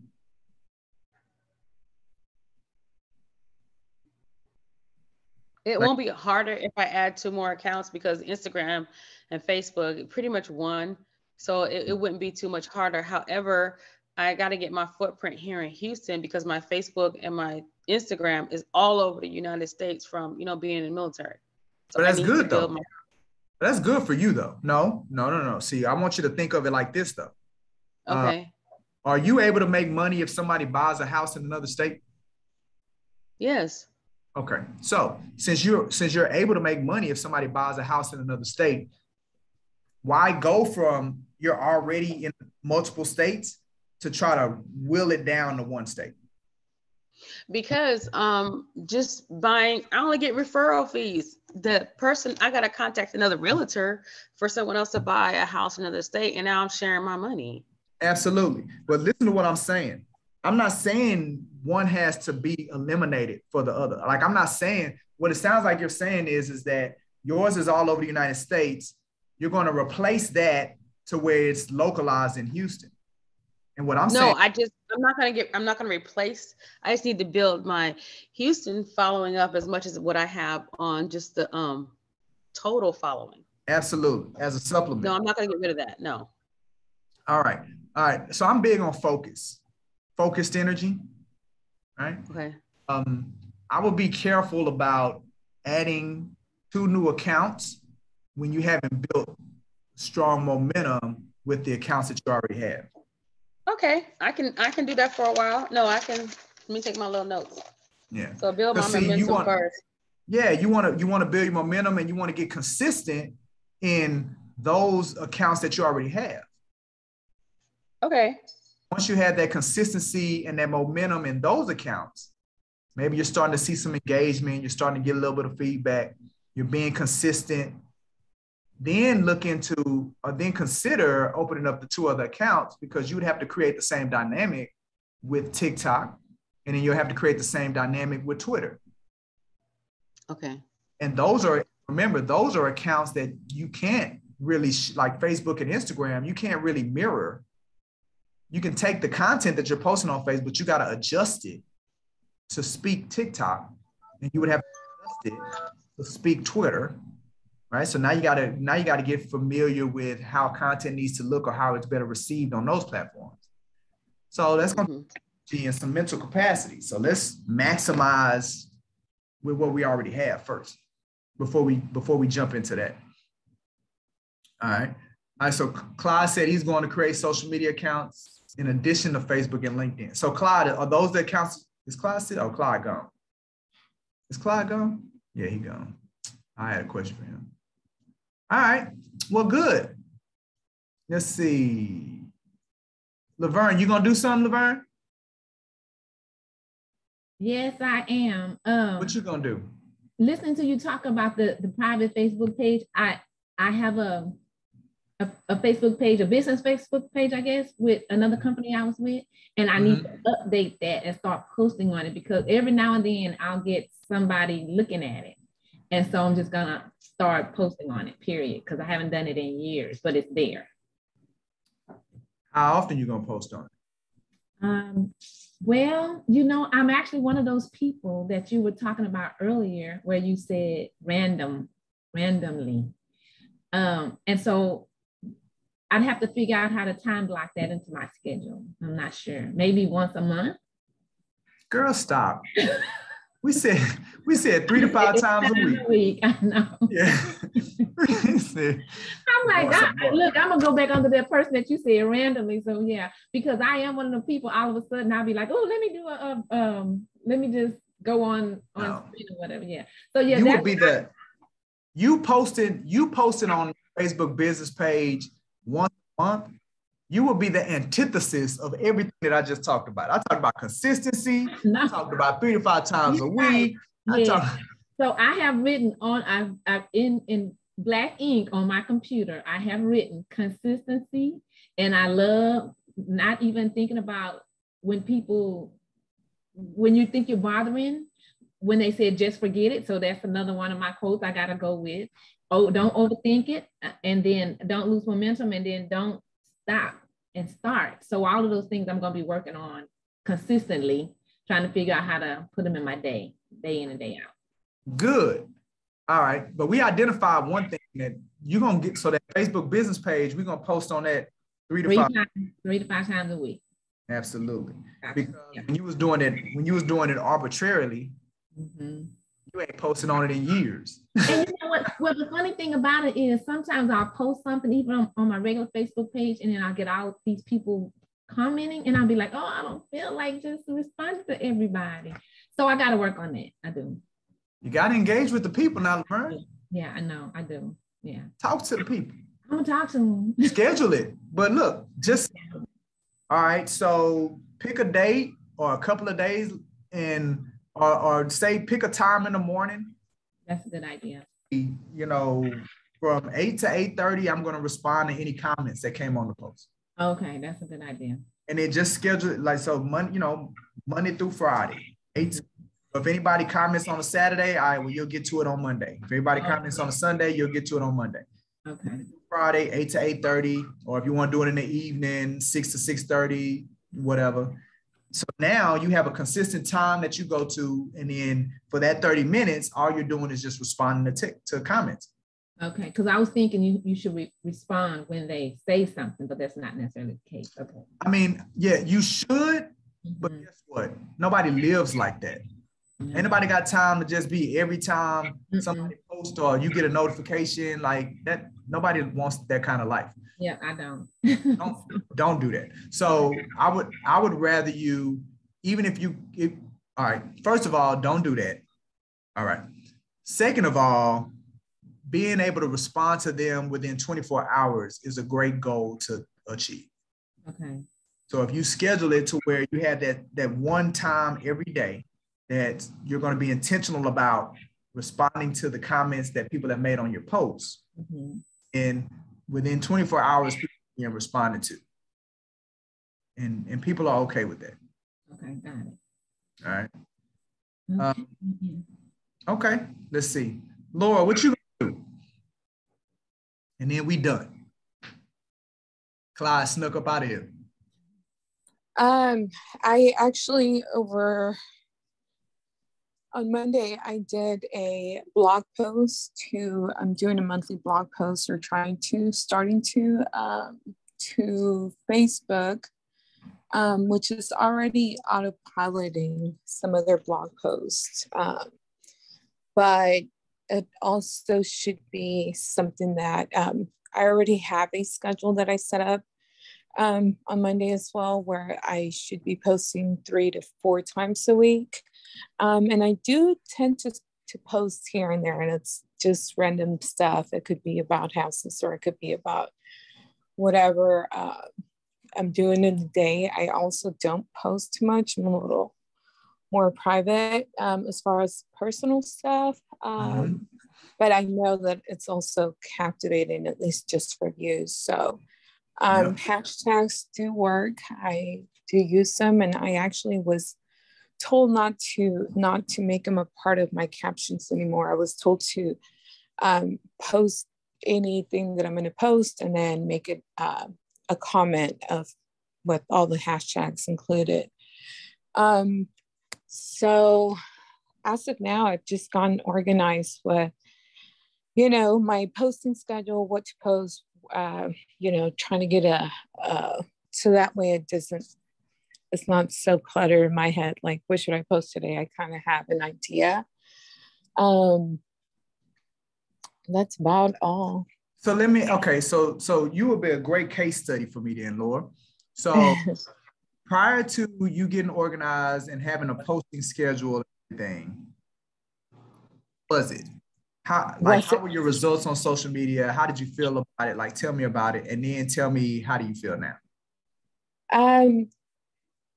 My social media was stagnant prior to. It definitely has grown a little bit since posting and since cleaning it up a little bit. I have gotten a couple of people, hit me for, little random questions here and there, but no actual person that I can say that I've gotten off of Instagram or a lead per se. But I was very hesitant to in having a post because I'm an extreme introvert. So having to go back and responding to a lot of these people, it just depends, what the comments are like or what the interaction is like. I know that if it's my friends or family, they know it takes a lot of my energy to have to go back and respond, but they know I appreciate them.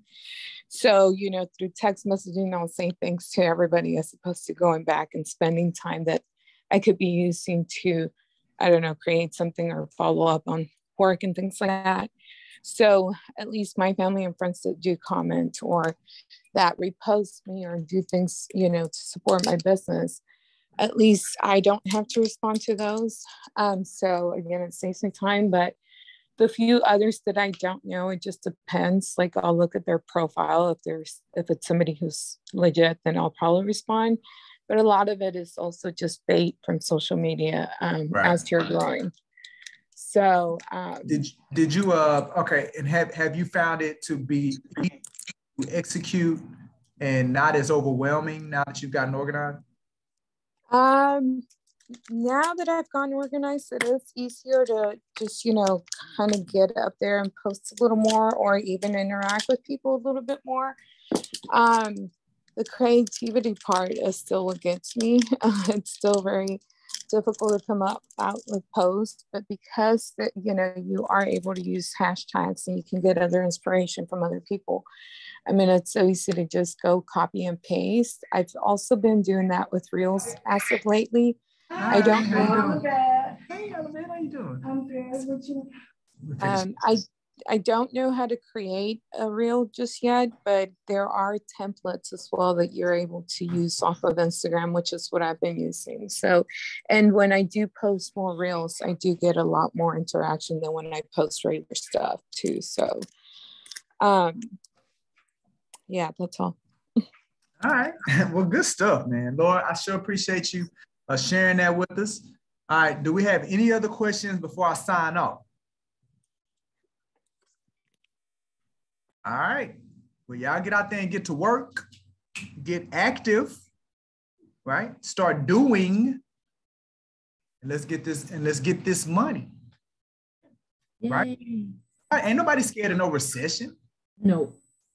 Right? Remember, whatever the market is, people out there buying and people out there selling.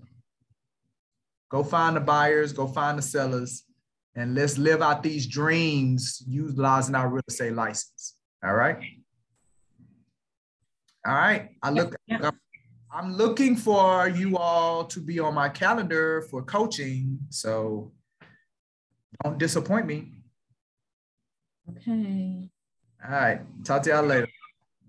Bye.